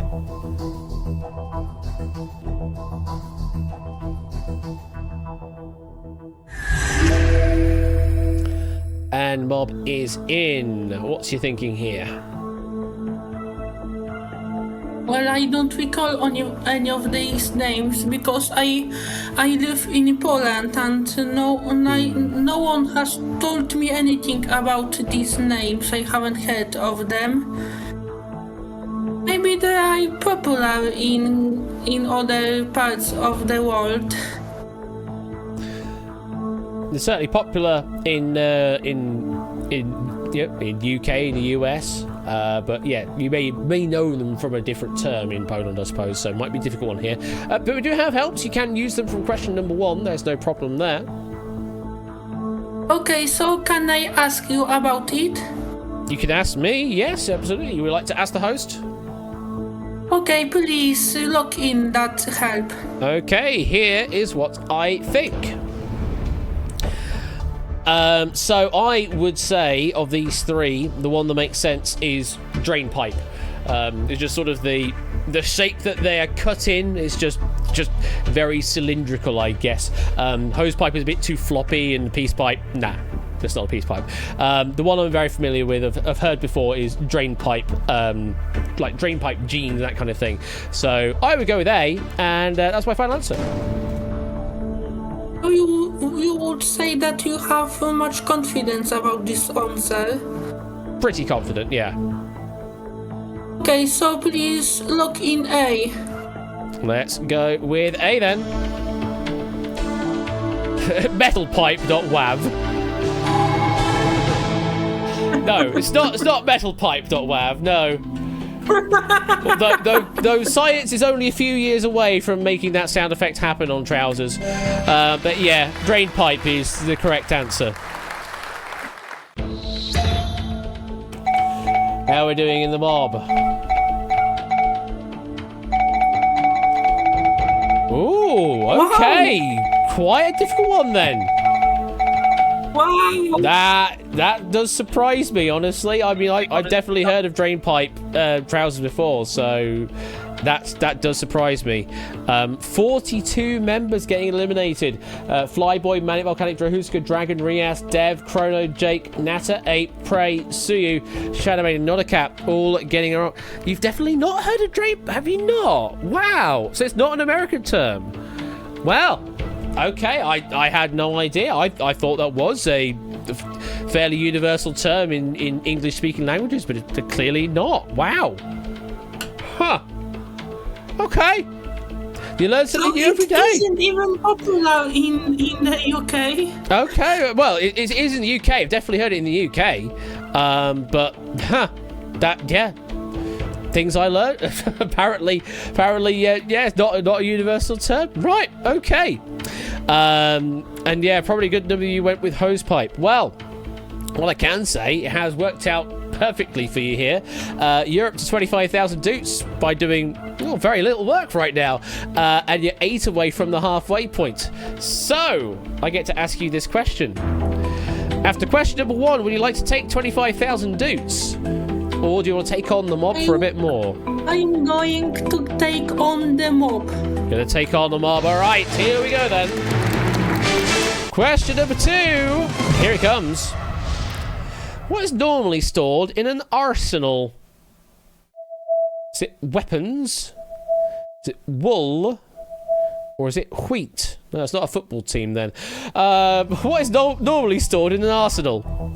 Is it weapons, wool, or wheat?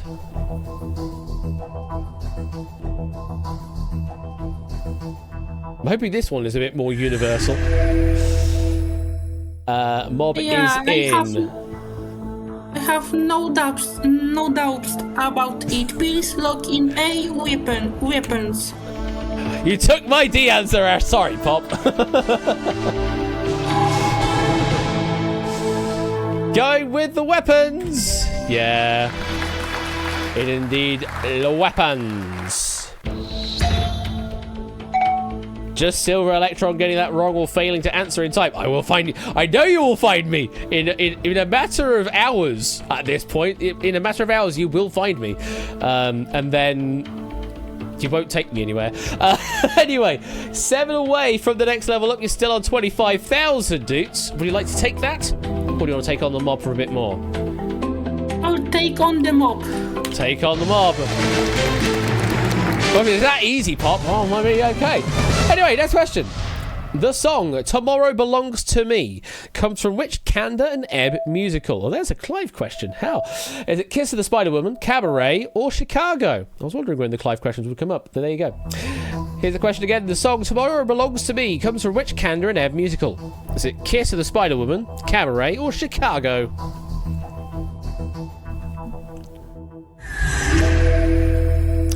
And that's Mob in. What's your thoughts?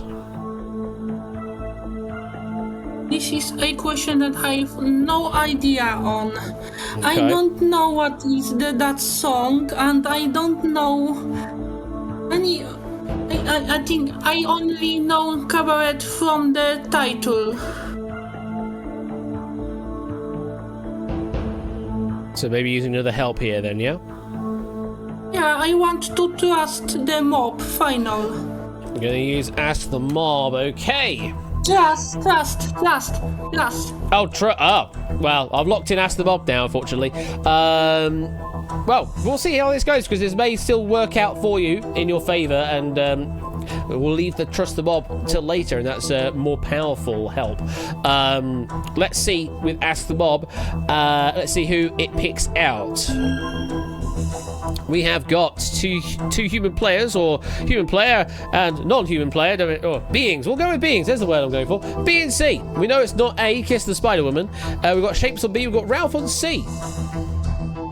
What's your thoughts, Shapes and Ralph?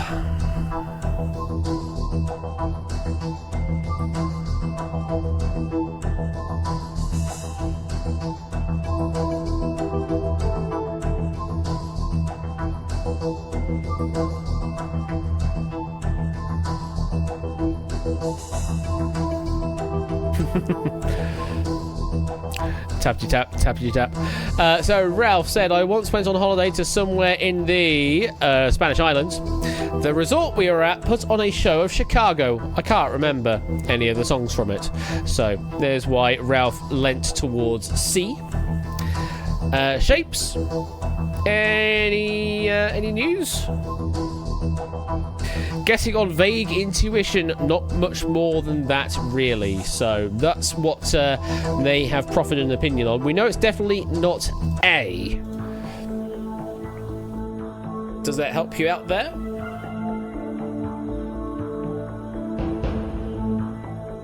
I need to think.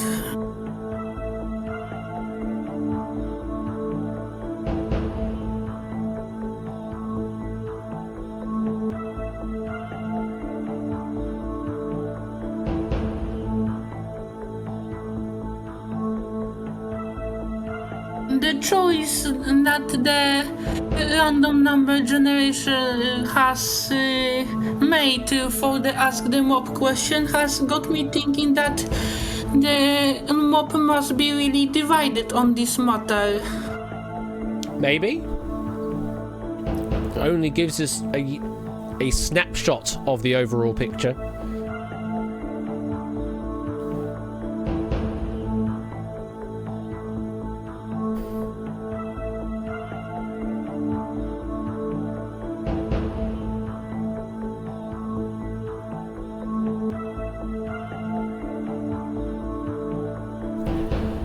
Tipster in chat saying a poll would give you a good idea of how divided they are because we've already knocked out one answer. A poll would tell you how many went with one answer and therefore how many are left who go the other. I was thinking of polling the mob first and then saving the trust the mob for later because I think that is the strongest help. Yes. Okay, let's do it. Pull them up. And what option would you like to poll for? C, Chicago. Alright, we'll go with that then. So, let's poll the mob and see how many of our mob went with Chicago. 21. So not quite halfway. Also quite a few AI answers in the midst there.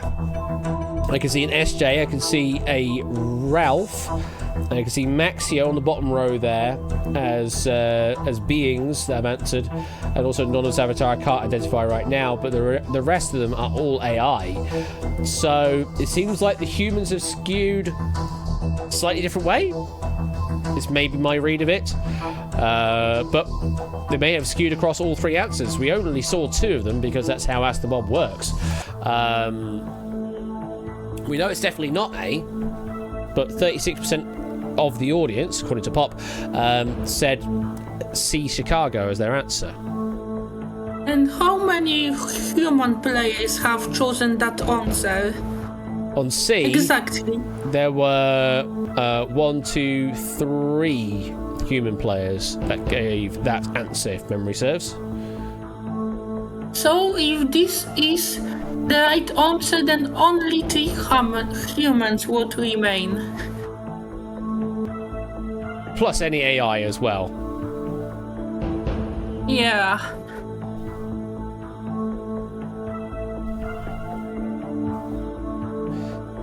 We'll need to push you for a decision. Okay, let's go. B, Cabaret, final. Well, we don't say final round, these folks say lock it in. Yes, yes, B, Cabaret. B, bravo.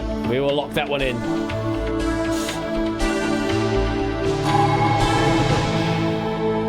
Oh, where's that message gone? Anyway, oh, there it is. Lifelines, that's the word we're looking for. We're going with the Cabaret. Let's see who is lucky and who isn't. I hope I am lucky here.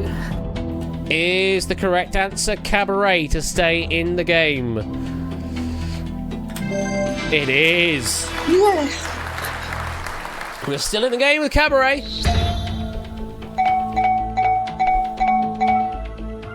And you're past the halfway point. And up to 75,000.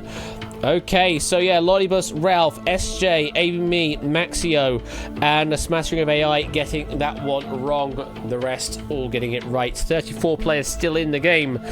And yourself, you're now up to 1 versus 34 and 75,000 doots currently in the bank. with 4 away from getting to 100,000 dukes. Now, since we're past the halfway point, you get to see a sneak peek of the category for the next question before you get to move on. And a reminder, you've only got 1 help left now. You've got Trust the Mob as your final help. So, let's have a look at your next question category, and it will be a question of sports. So, would you like to take 75,000 dukes right now? Or do you want to take on the mob of 34?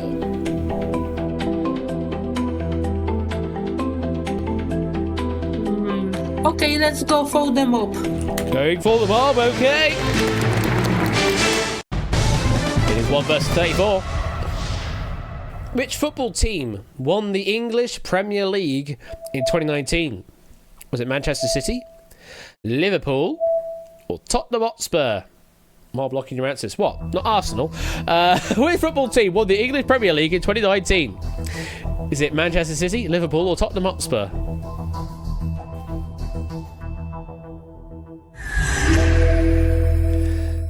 And mob is in. Do you follow much of the English Premier League?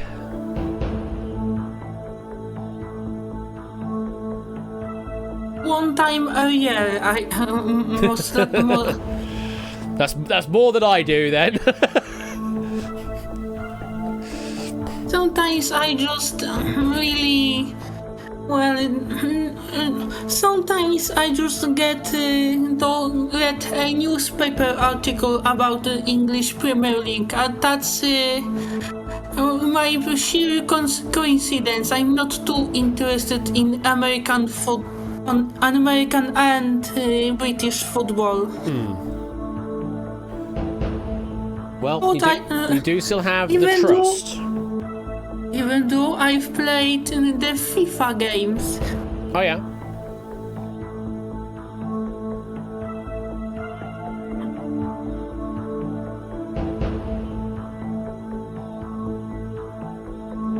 And in these games, usually either Manchester City or Liverpool are on the top. Okay. Well, you've narrowed it down. But it could also be a trick question. Well, there's no tricks here. It is just which football team won in 2019. There's not really much of a trick about that. I only recall that Tottenham sometime in the past got really high in the Champions League. Okay, I have no choice. I think I have better chances of the correct answer than just giving a blind answer. Let's trust the mob, the final help, and lock it in. Okay, we're going to lock in the trust. Got 34 mob members to work with here. Well, some of those. I'm going with only the being's answers here, ignoring the AI. But let's see which of these 3 answers they have locked in for you.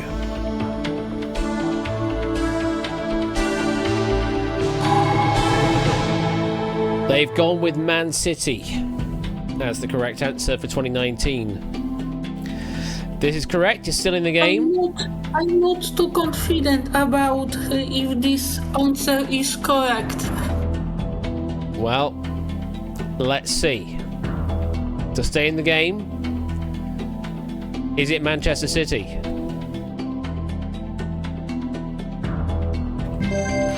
It is Manchester City! You're still in the game! Thank you, Bob.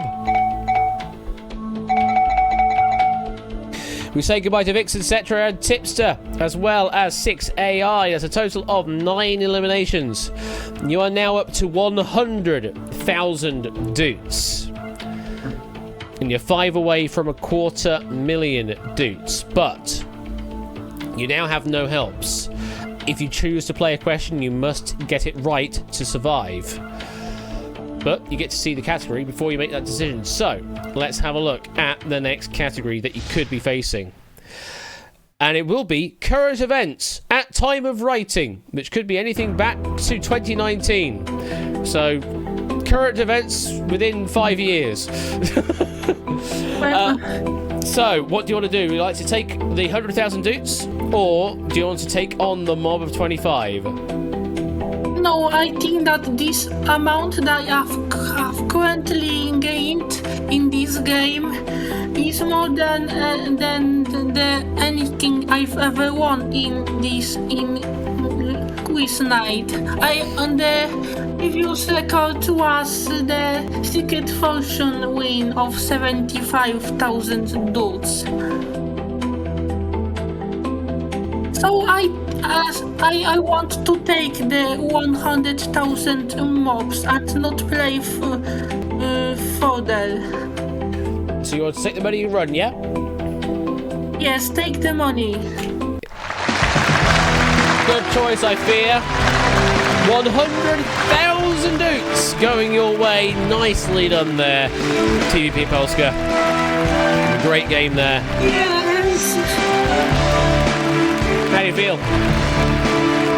I'm feeling quite proud of myself. Yeah, you should do. That was a good game. That was a really good game. That first question, I think, I thought it was easy, but it was easy for most people, but it turned out not to be. It's one of those where difficulty is incredibly subjective. Like that was, I've heard of that. That's just common knowledge. Surely everyone knows that. But as we've just proven there, half the mob didn't know it, and it just got eliminated on just not knowing something like that, which I did think was universal, but apparently not. But yeah, difficulty subjective, and that's why it's so darn hard to write questions that are appropriately difficulty set while still working internationally. That's why TV game shows work still locally, because they can tailor it to a local audience that way and sort of set the difficulty that way. Sorry, what were you going to say? Well, I think that question just should be fun, regardless of the difficulty. Oh yeah, I mean, definitely always endeavour to have the questions be fun, but generally the structure of 1 versus 100 is that it's supposed to start out easy, sort of get you into the game, and then start ramping the difficulty of the questions as you get further into the game. That's sort of the usual way that it works around. Obviously, Dutch rules kind of throw that out the window with the easy hard scheme, but that's up to you as to how steep the difficulty curve gets at the end, as it were. Either way, 100,000 dukes going your way, and I hope you had fun. Yeah, I had fun. That's great to hear. Very, I really, really enjoyed that game, and I look forward to playing also in the hot seat in the future. Absolutely, and yeah, you'll definitely have many more opportunities of that in the future if you continue to appear in the streams. By the way, I hope you're going to watch some of Quiz Night Live 2 over the weekend. Yeah, I will be watching and maybe participating online, because I have found out that the airplane costs to Sheffield, the transport costs to Sheffield and back account for 95% of the total cost that I would have to pay to stay there for these 2 days. What, as in so much so the Saturday and Sunday? So much so that there's barely any difference between the cost for 2 days and cost for 30 days. I mean, that will tend to be the case, yes. Obviously, tickets have already been closed for this particular event, but if there is another event in the near future, then it'd be great to see you to make the appearance all the way from Poland side of things. Right, well, thank you very much. I hope you had fun, and thank you very much for tuning in, and we will see you soon, TV Polska. Okay, thank you very much. Goodbye. Good night. Goodbye. There we go. Well, that there was a great finish there from TVP Polska there with a 100,000 win. We could get over with several pigeons connected with strings to a hang glider. I mean, with difficulty, I guess, maybe, if you really wanted to go to that difficulty. But yeah, I would. It's just rude to the pigeons more than anything. It's just rude. But anyway, thank you very much for tuning in to tonight's game of 1 versus 100 here on Quiz Night. Let's have a quick look over the... Oh, no, I can't do that anymore. I used to be able to do that here, but since changing Unity versions and stuff, I can't do that anymore. I was going to scroll over so that we can see the dudes paid out throughout the entire episode, but I can't do that anymore. But anyway, that brings us to a close on tonight's stream, save from the wheel, obviously. And then... the thing that I've been forgetting about for the past 2 hours, I have to start thinking about again.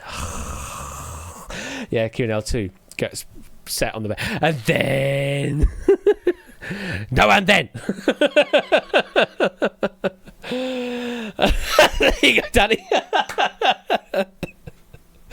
God damn it, you're rubbing off on me. You really are. That's what I get for lurking around in the dumpster lounge, isn't it? That's what I get, is you start rubbing off on me. Anyway, wheel spin, and then I consider my life choices after that. There we go. Not that one. That one. I don't usually do that these days. There we go. Okay, I forgot. Let's do it. Go spin now. The quietest spin.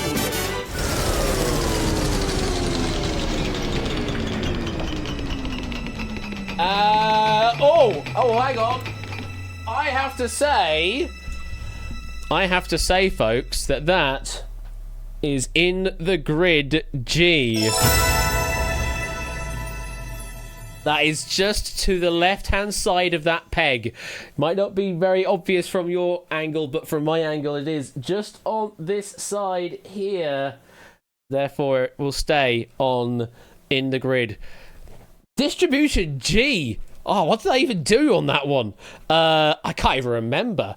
Right, I need to switch to that layout again. I need to end the lobby. You can have some Dutch music. And while you have the Dutch music, I need to find in the grid. Amongst the plethora of other Unity projects that I'll need for the weekend. Oh, God. Freaking... Unity Hub can do one as well. It can absolutely do one. Because I was setting up a separate Windows user for Q&L, just so it's so easy to know where everything's going to be for Q&L. And yeah, Unity Hub just doesn't like it when you run that in two separate processes across two separate Windows users. It just doesn't understand what to do at that point. When you try and open up the Unity Hub on the other account, it says that you have Unity Hub 0.0.0 installed. So you have to go into Task Manager and kill off every single process, even the ones that you don't actually own, just so that you can then open up Unity Hub on the other side of things. It's like, really? I have to go through this faff? Okay, sure. So yeah, that's just an additional faff that I have to deal with by having an additional user on my PC. Do enjoy a robust platform. Yeah, it's a platform. I can tell you that for certain. It's a platform. And I'm leaving it at that. I need to go to giveaways. Leg is twitching right now. And that, and the keyword is, well, the usual one. The keyword is the usual one. There you go. Have that. Have at that. And while you're doing that, I'll need to figure out what this distribution is. I said exit. Okay, fine. I'll F4 that instead. am I going to have to get? Am I going to have to get Quizbot in here for tonight? Nah, you can just have without audio for for the game. Can't be bothered to get the game audio in here. Grid, and we need grid G. I said, didn't I? That was E. E was fun. E bygone. 1, 2, 3, 4. E, F, G. The G distribution. What did I do for this one? Oh yeah, I did this, didn't I?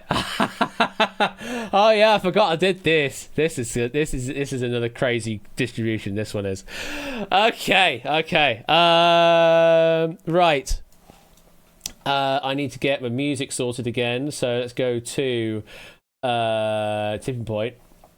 Oh, it's a great distribution tip. You're gonna love this. Get my sounds, my music, and get my round 3 tension bed going as usual. There it is. There's my round 3 tension bed, and it's time to pick some players for tonight's game. Let me do that. And then I'll bring that back to its usual spot there. Tick, tick, tick, tick, tick, etc. Yep, cool. Right. Players time. No, you just played. I'm going to re-roll. I do apologise. It's not going to be Vixen again. They just played. JPB, that's a new name, though. We're going to go with JPB. For player number 1, let's go. Player left, username JPB, and player number 2 is Natter IKH. So we've got JPB versus Natter on this very delectable board, it must be said. Delectable for other reasons. We'll get to that in a moment. But yeah, Natter, if you'd like to join me in Discord, you're more than welcome to do so.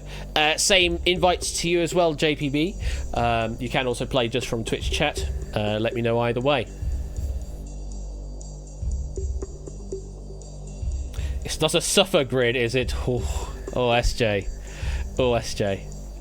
You just wait and see what I have in store on this one. In fact, can I quickly run a simulation? Let me run a quick simulation so you get an idea of the min and max available on this grid. Yeah, let me run a 10,000 sample size analysis. Okay. So based off of a 10,000 sample size of running the game, just doing running the game 10,000 times, the mean average result is 50,000 with a standard deviation of 50,000. Yeah, the sort of the 95% range is from 1 up to 153,000, with the maximum that it was able to achieve in those 10,000 samples of 625,127.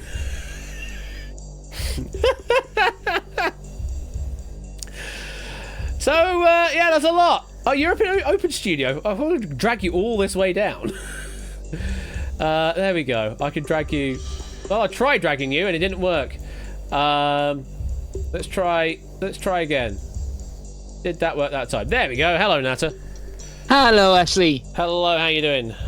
Doing well for myself. That's good to hear. Right, let's show stream what we've got for tonight's edition of the game. Yeah, so those are numbers, aren't they? Those are definitely numbers that you can see before you. And in fact, let me press D so you can see them on the grid itself. Oh boy. Yeah, so last time we had a lot of cash. We had a lot of cash on the grid. But this time, we've got a lot of penalties on the grid. We've only got 4 cash tiles. But where last time we had loads of cash, they weren't worth that much. This time, we have only 4 cash tiles. But they are worth from... Oh, let me see the information again. They are worth from 5,000 up to 50,000 on an individual tile in 5,000 increments. Oof. Which is massive, considering normally it's 25,000 is the max on a tile. So double the maximum on a tile. Bonuses, we have 2 of those in play on this grid, and they're worth from 50% up to 200%. So again, the bonuses are quite massive. But here's where it gets really swingy, because we've got 2 steals in the grid tonight. Last time there was only the 1. This time we've got 2, but also the min-max range of the steal has been widened. A steal can be anything from 10% up to 90%. Oh. So you could be behind throughout the entire game and then get a 90% steal and just take it away. But also, we've got 7 penalty tiles, each of which could be anything from 10% up to 95%. So we could have really small penalties, we could have a lot of big penalties, and of course there is the 1 bankrupt still in play as well. So very different distribution, a very different game to play, and let's get on with it. So we're going to randomise the grid, shuffle it all away, and that is now locked in. JPB, for the purposes of reveals and that, I'll send you a whisper on Twitch, unless you say otherwise. Nata, you okay with a Discord message? I'll take Twitch as well. Oh, you'll take Twitch as well. All right, I'll send both you Twitch messages then, in the case of you wishing to use a reveal. And for you, JPB, you're just playing in chat, so we'll just get your directions as we get to your turn. Speaking of which, it is your turn. You are playing first and last in this grid. We reveal 15 of the 16 tiles. So let's play in the grid. Good luck to both of you. JPB, what's your opening gambit? And in fact, I may even prepare my whisper windows ahead of time. There's one of them. And let me get Nata's up as well. Typing is hard. Nata, IKH. Yeah, it's very hard because I put 3 T's in there. There we go. I have my whisper windows ready. I'm going to start off with C2. Sure thing. We will go with C2. Okay, starting off with 10,000 in your bank. Behind C2 is one of the 7 penalty tiles. So not the best of starts, though I suppose get them out of the way early so that you can go and get some big cash later. It's only a small penalty as well, only 15% of your bank. So down to 8,500. You're now behind by 1,500. Nata, we now turn to you. It's your first turn in the grid. Okay, so I'm actually going to take one of the first of these here. It's one of the bands that my sister likes. My sister Hazel does. I'll go with A1, please. Gonna go with A1. Okay. You start off with 10,000. Behind A1, it's a good start on the cash. There's only 4 of them in the grid, and you found one of them. How much are we adding? It's actually the smallest it could be at 5,000 dukes, but it's still 5,000 that you didn't have just a few seconds ago. So you have the lead by 6,500 ahead of JPB. Okay, JPB, we're back to you. It's now your second turn in the grid.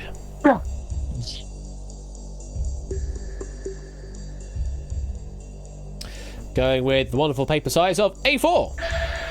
Sure thing, A4 it will be. And for you, JPB, behind A4. Wow, it's another penalty. We seem to be having 2 starkly different games right now. JPB getting all the penalties. Nata getting, well, at least 1 cash. We don't know if the trend continues, but how much are we losing? That's a bigger penalty. That's 65%, though. Only on an opening balance of 10,000 or so. Maybe not as big as it could be, but it's not good. You're down to 2,975. Nata, your lead is extending without doing anything. JP just determined to find all 7 red. Okay, I mean, that's a challenge as well, I suppose. Nata, we come to you. I'm actually going to do a reveal, please. A3. Ooh, very early reveal. Okay, well, for you then, I'll send a whisper to you, the colour, but not the value, of A3. All right. Need to check myself, actually. I don't have the message up right now. There it is. Okay, cool. There you go. Okay. And with that in mind, do you want to play A3, keep it for later, use a second reveal? You can also do that. What would you like to do? I'll take a second reveal, actually. So I'll go D1. Oh, wow. Both reveals really early on. This is very interesting. D1 was that, yeah? Yes, please. D1. Okay, so for you again, the colour but not the value of D1. Okay. Okay. And there you go. So, you've used your reveals already.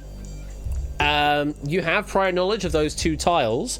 You can play any of those tiles, or you can play somewhere else entirely different.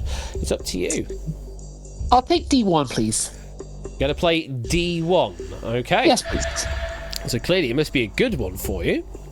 Mm-hmm. Behind D1, it's a bonus. It is a bonus for Natter. So yes, definitely, you've got two different games going on right now. JPB finding all the penalties, and Natter finding all the bonuses, or at least cash and bonuses. How much are we adding, Natter? 110% of your bank. We just add like that, and you're up to 31,500 after just your second turn in the grid. Which, that's very good. That is very, very good. Yes, oh hey, bonuses can go over 100%. Last time round, they were capped at 200%. It is the same tonight. They're capped at 200%. JPB, we're back to you. It's not going your way right now, but you do have two reveals to play versus Natter's already played reveals, one of which is still left out there unclaimed. And of course there are indeed steals, and the steals are up to 90% tonight. So very big steals.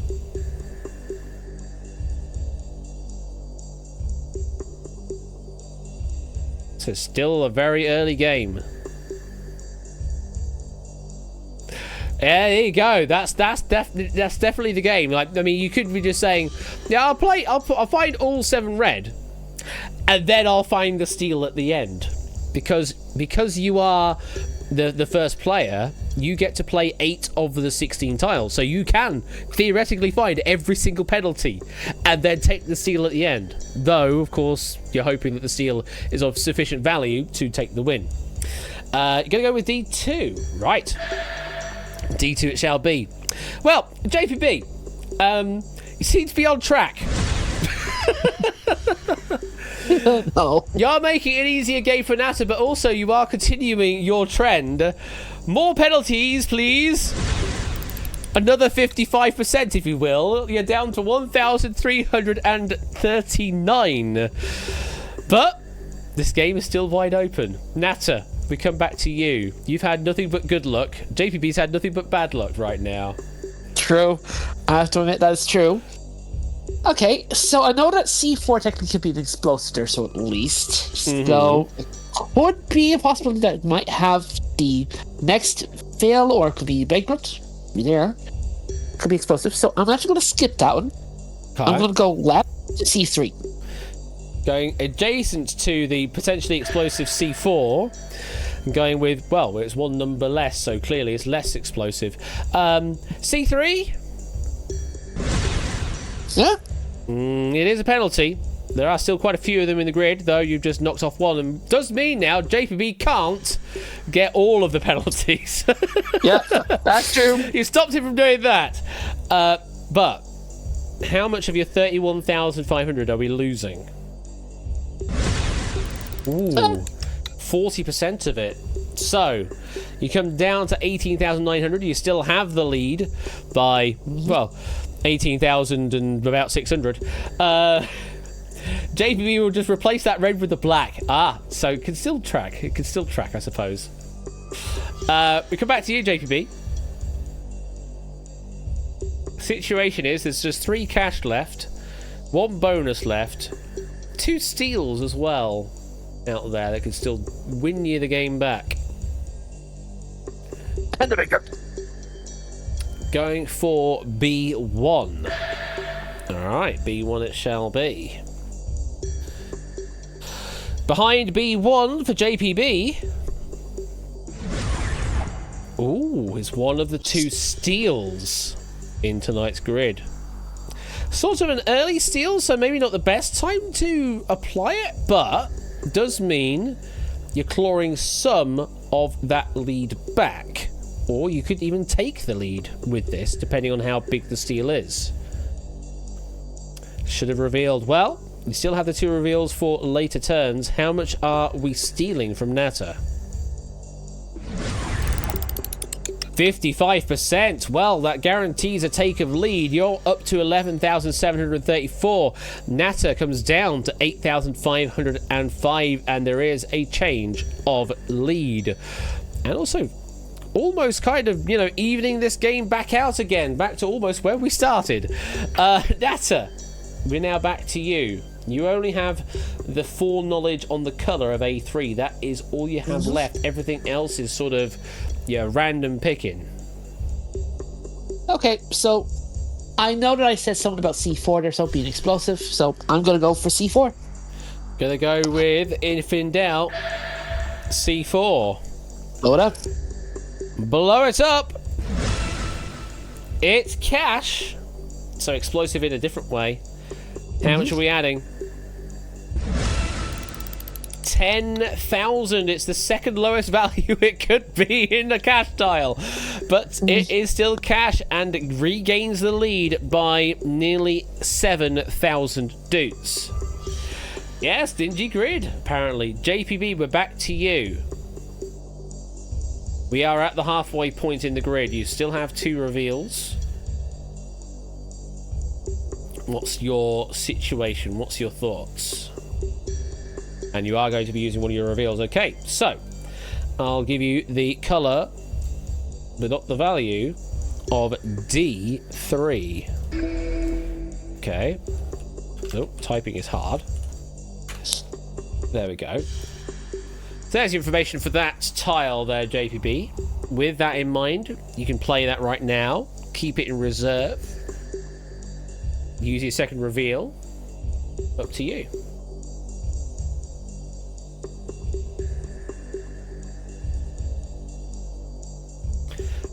Let's go for B3 instead, please. Okay. B3 it shall be. Natter, what do you reckon is behind D3? Well, it's either going to be Steel, Banquet, or technically, the red. So I'm empty. Okay. Well, we're going with B3 here. Let's have a look to see what we've got for B3 for JPB.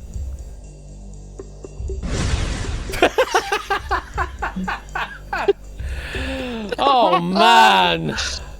Oh, man. Shit.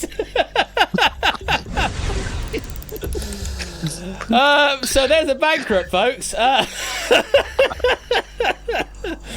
mean, you did say that in place of one of those reds, you were gonna find a bankrupt, and you just did. You're now down to big old goose egg. Natter, we come back to you. You have the lead by exactly 18,505 because you have exactly 18,505. You still have 3 turns to play. What's your next move? I am going to be doing this, so I already know what A3 is. Open A3, please. Open A3. Clearly must be a good tile. Yeah, rubbing some salt in the wound. Salt in the wound? Yep. With some more cash means there's only one other cash tile left in the grid. How much are we adding, Natter? That's a bit more like it. 25,000 we add to your total, which is the midpoint of what it could be. You're up to 43,505 to JPB's nothing. But there is still a steal out there. If you get a bonus right now, JPB, that would be worthless. If you get a penalty, that would be worthless. Just means it makes it easier for Natter, I suppose. But that steal could be big. Can be anything up to 90% tonight, remember. Though, the grid has been rather stingy. 25,000 has been our biggest cash value right now. Steal was 55%, so it was enough to swing the balance. but only just. And you're going to use your final reveal, okay. And it was A2, you said. So, for you, the colour but not the value of A2. Alright. There you go. And there's all your information.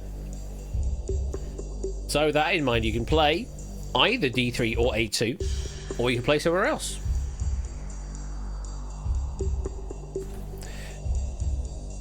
What's curious is that Nata had some early information about the grid and has been able to establish a certain situation right now. But JPB's now got advanced knowledge later on the grid, so could potentially manipulate the final outcome. So, yeah, it's all about kind of what knowledge you may have right now, JPB, and if you can, you know, situate yourself to getting into a good bank value at the end of the game. And you will like to play A2. Sure thing. Need to remind myself what A2 is. Oh yeah, that's what it was. Because I just told you what it was. Behind A2... Ooh. Interesting. Well, that puts JPB back into the game immediately. Needed that steal. Now, if it's 50% or more, JPB will be, well, needs to be over 50% to take the lead because the remaining ones just get discarded when it rounds. So 55% or more will take the lead. How much is JPB getting? Poor stingy, 30%. It's something. Brings JPB back up to 13,051, which is sort of back to square one, folks. Nata, you're down to 30,454. You do still have the lead by around 16 to 17,000 doots. Yes, stingy steal there. Could have done with a bit more. Nata, we're over to you for your penultimate turn in the grid. Okay. So looking at it here, so there is basically 2 good tiles, 3 bad tiles at least. So basically I have like a 60% chance I might not have a good chance here. So I am going to see if I can try with it there, and I'm going to steal away the D3. Ooh, gonna steal away the D3. Take away JPB's advantage. Oh, that's a very interesting move. Bold move, you could say. JPB saying fuck in chat, which is that's just generally useful. Was JPB holding on to a last minute hurrah with D3? Let's find out. Wow. It was a bonus. Hey, don't have to apologise, JPB. Hey. just the way the game goes. So, Natty, you are getting a bonus here. This is the last bonus of the grid. Means there's only 1 cash tile left that can potentially swing the balance. How much are we increasing your bank by, Natta? 170%! Wow. That's amazing. Natty, you're up to 82,225. JPB, you are playing catch up, and the situation is dire for you because you must hit a penalty. You have 2 turns left in the grid. You must hit a penalty. Natta might not hit a penalty. Depends on how you play here, JPB. Natta only has 1 turn left. JPB, you have 2 turns left. And it's just a numbers game, means you have to hit a penalty. Now, remember that cash can be anything up to 50,000 tonight. Means if you do get the biggest cash available at the right time,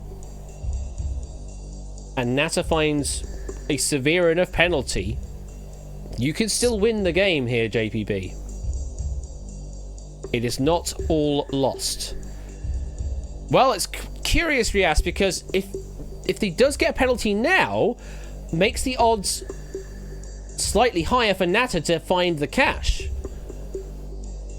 I know that the penalty, doing a penalty after getting the cash is counterintuitive, but it's interesting. Yes, 25% of not hitting a red right now. Indeed, Rias, that's the nature of the game. It's why it's so beautiful.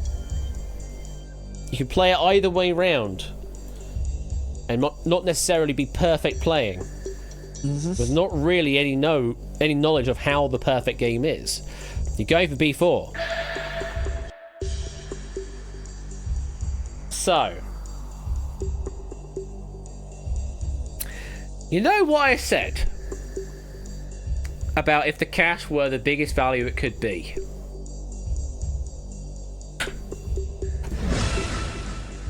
Oh. Well, it's cash. It is the remaining cash of the grid.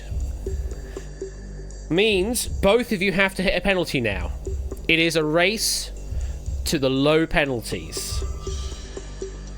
And you remember what I said about if it had a maximum value in? Well, it had the maximum value in, JPB, so it's giving you the best opportunity given this situation. Oh, so we add 50,000. That's where the money was lurking in tonight's grid. We add 50,000 to your total. You're up to 63,051. But there are 3 penalties left in the grid. Anything from 10% up to 95%. It is now a race to the bottom. Well, you don't want to go as close to the bottom. Natter, you have no knowledge on which one is the most valuable. JPB, No. you don't know which one is the most valuable. The thing is, all 3 of them could be the same value. There is nothing preventing it from generating exactly the same percentage in every tile. Oh, There is no uniqueness clause here. Oh. So it's complete shot in the dark here. Natter, Yep. you have to play 1 tile. What would you like to play? I mean, the reveals at this point still mean nothing, ABME, because you don't get the value of the tile. You only get the colour of them. Okay, give me a second there, so at least. Okay, I'm gonna try something here at least. I have 2 different types of letters there, so at least, okay? There's B and C. We've also got D So- there as well. Oh yeah, there's 3. Okay, my apologies. So You've got I'm gonna three list- different digits, you've got 3 different letters. Yeah, 3 different. I know. A Okay, lovely, so, lovely Sudoku situation going on here. Yeah. Normal okay, Sudoku so- rules apply. Okay, so I'm going to this. So I have 2 evens and 1 odd.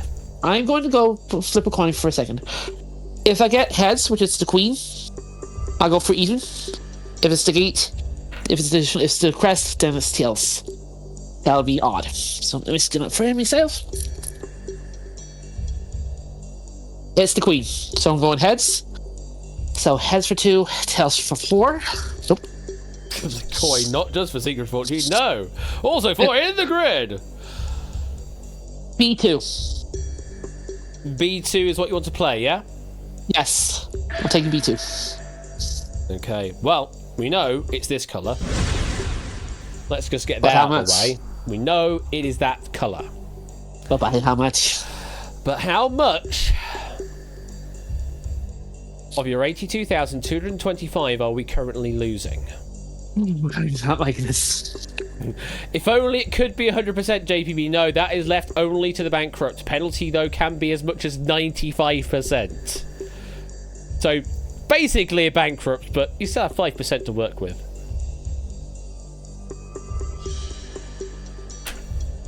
How much are we losing?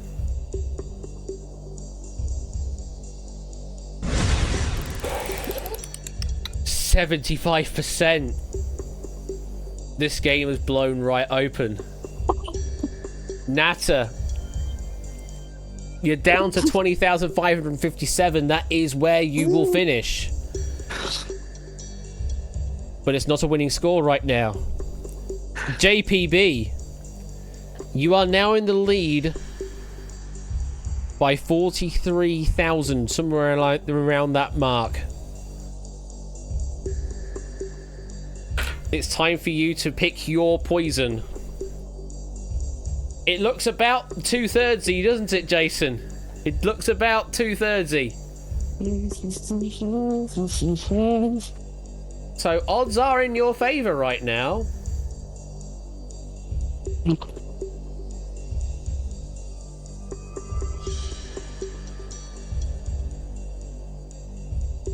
What shall it be, JPB? C1 or D4 to decide the game? It's amazing how it always seems to end up on the final turn like this. It's crazy. Going with C1. And you'll just think that I'm like rigging these games like that because, I mean, I could change the numbers if I wanted to, but I'm not. This is just how they're turning out to be. It's amazing. So you're gone with C1. People in chat saying it's something like 65% or less to win. Or conversely, 70% or more to lose. Well, we know it's this colour.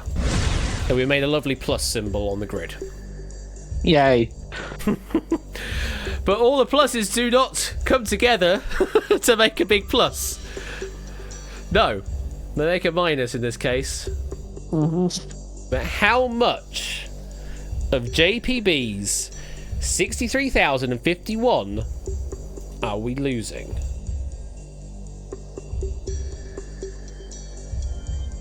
Nope. Oh, right, because it's on that. Not play through the right device, is it? Play through a different device. I was going to fade it out. I have to do it this way though instead. Oh.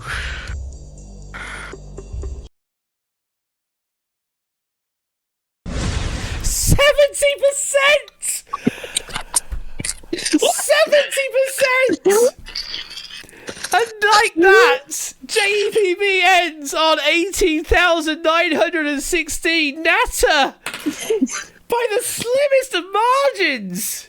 You're the winner on 20,557. Oh my god! And that has just been paid out. How does this happen? Oh no! Again, I know people are like going to call me out for like rigged bullshit, but no, this is just that is what it was. Would the other tile have saved them? That's the question we have to reveal now. Let's see. I need to press the right button, otherwise we re-randomize everything. Show us the grid. Yes, it would have done. It was the other 30% that was left over, I guess. That's how that works. No, it isn't. But yes, the other tile would have saved it and would have been JPB's win in the end. Difference of 70% to 30%. Wow. Wow, wow, wow. All hail the coin, says... Well, the thing is, actually, the coin actually did worse. Because of the three options available, the 75% was the worst option. Yeah. So all hail the not coin. Actually, you should have. Well, if you went with the wrong option first, then you would have 70%. So you would have had to have done the right option and then the wrong option. So somehow you need to do a coin flip on the coin flip to determine how to do the coin flip. Well. Now I'm smelling toast, so I should probably stop that train of thought. Natter, you have won 20,557 dukes. How do you feel? I had to feel relieved. Oh my god, I actually felt so tense. I actually felt shaking. I was shaking because how tense it was, because it was so close. So close at the end. That is a 5% difference. 5% difference. That's all it was in the end there.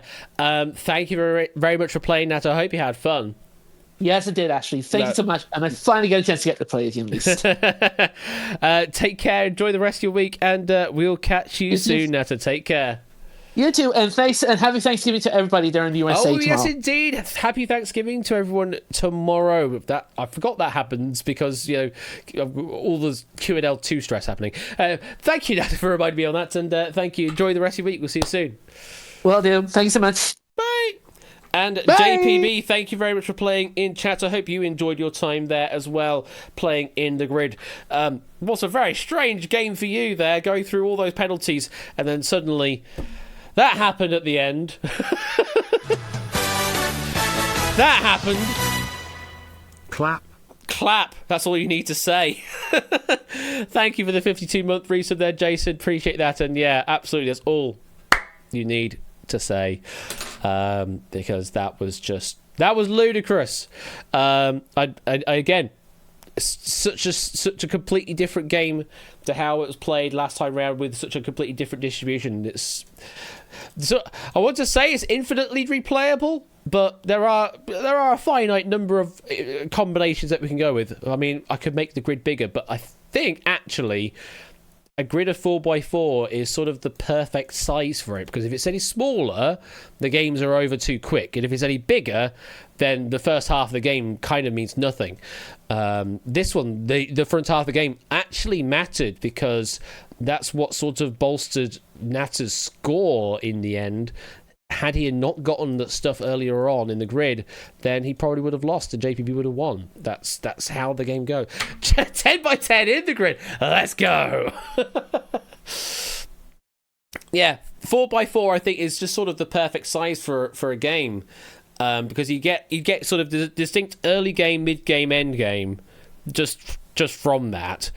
Without them being super distinct, there's still sort of blurry lines to it, and it doesn't feel like a drag, and it doesn't feel it just seems quite perfect on it.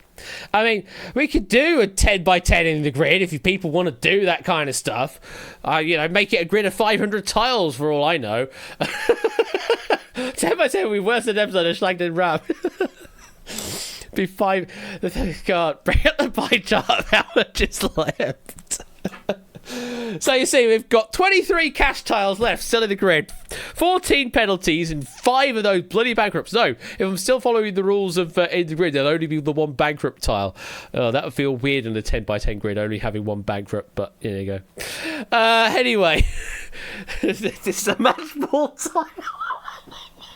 Can you imagine playing in the grid for match ball? Oh my god. Anyway, I can leave that experimentation till after Q&L 2, which is happening in just 2 days' time. My god, that is happening very, very soon. Well, I'm hoping you're all looking forward to it. I'm really looking forward to it. I mean, all kidding aside and all of the stresses aside, I'm really looking forward to Q&L 2 in a couple of days' time. Will be a load of fun.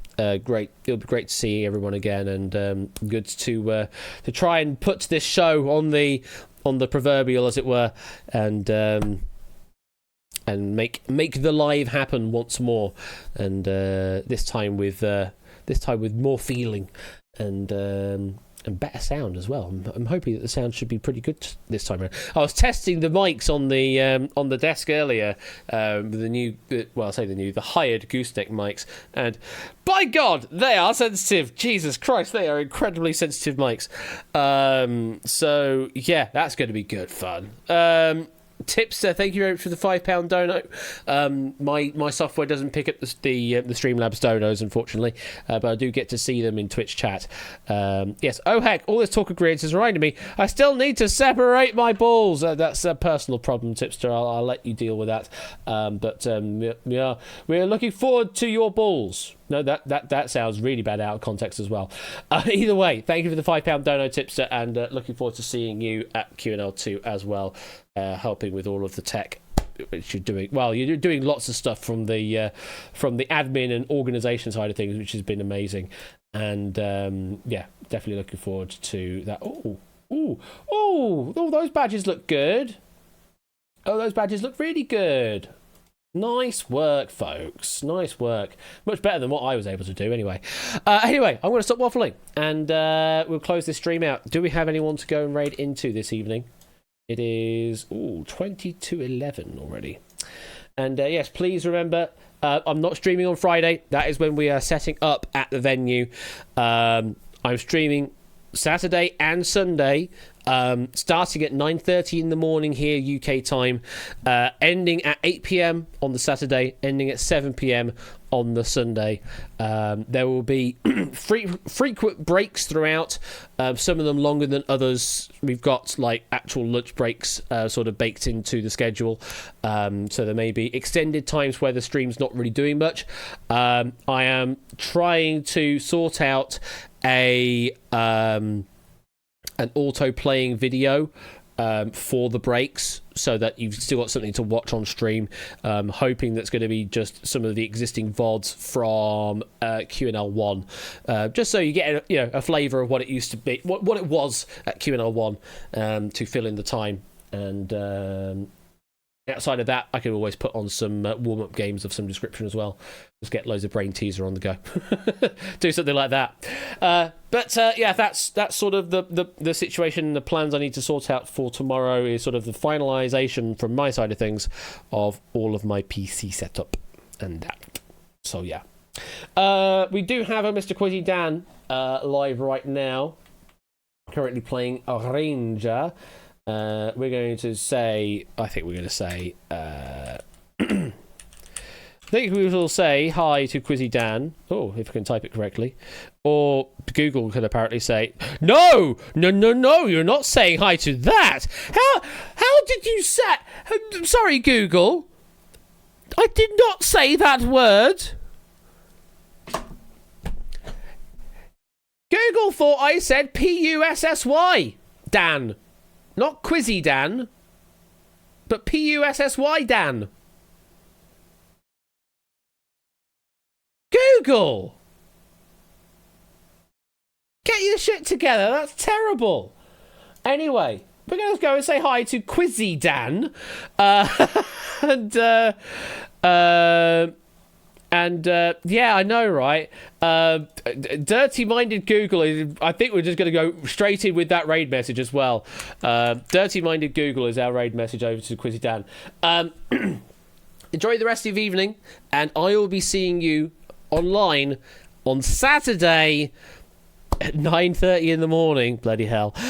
For Quiz Night Live. Night, ironically, it's going to be in the morning, but anyway, Quiz Night Live 2 this weekend. I will see you in just a couple of days' time. Good night, folks.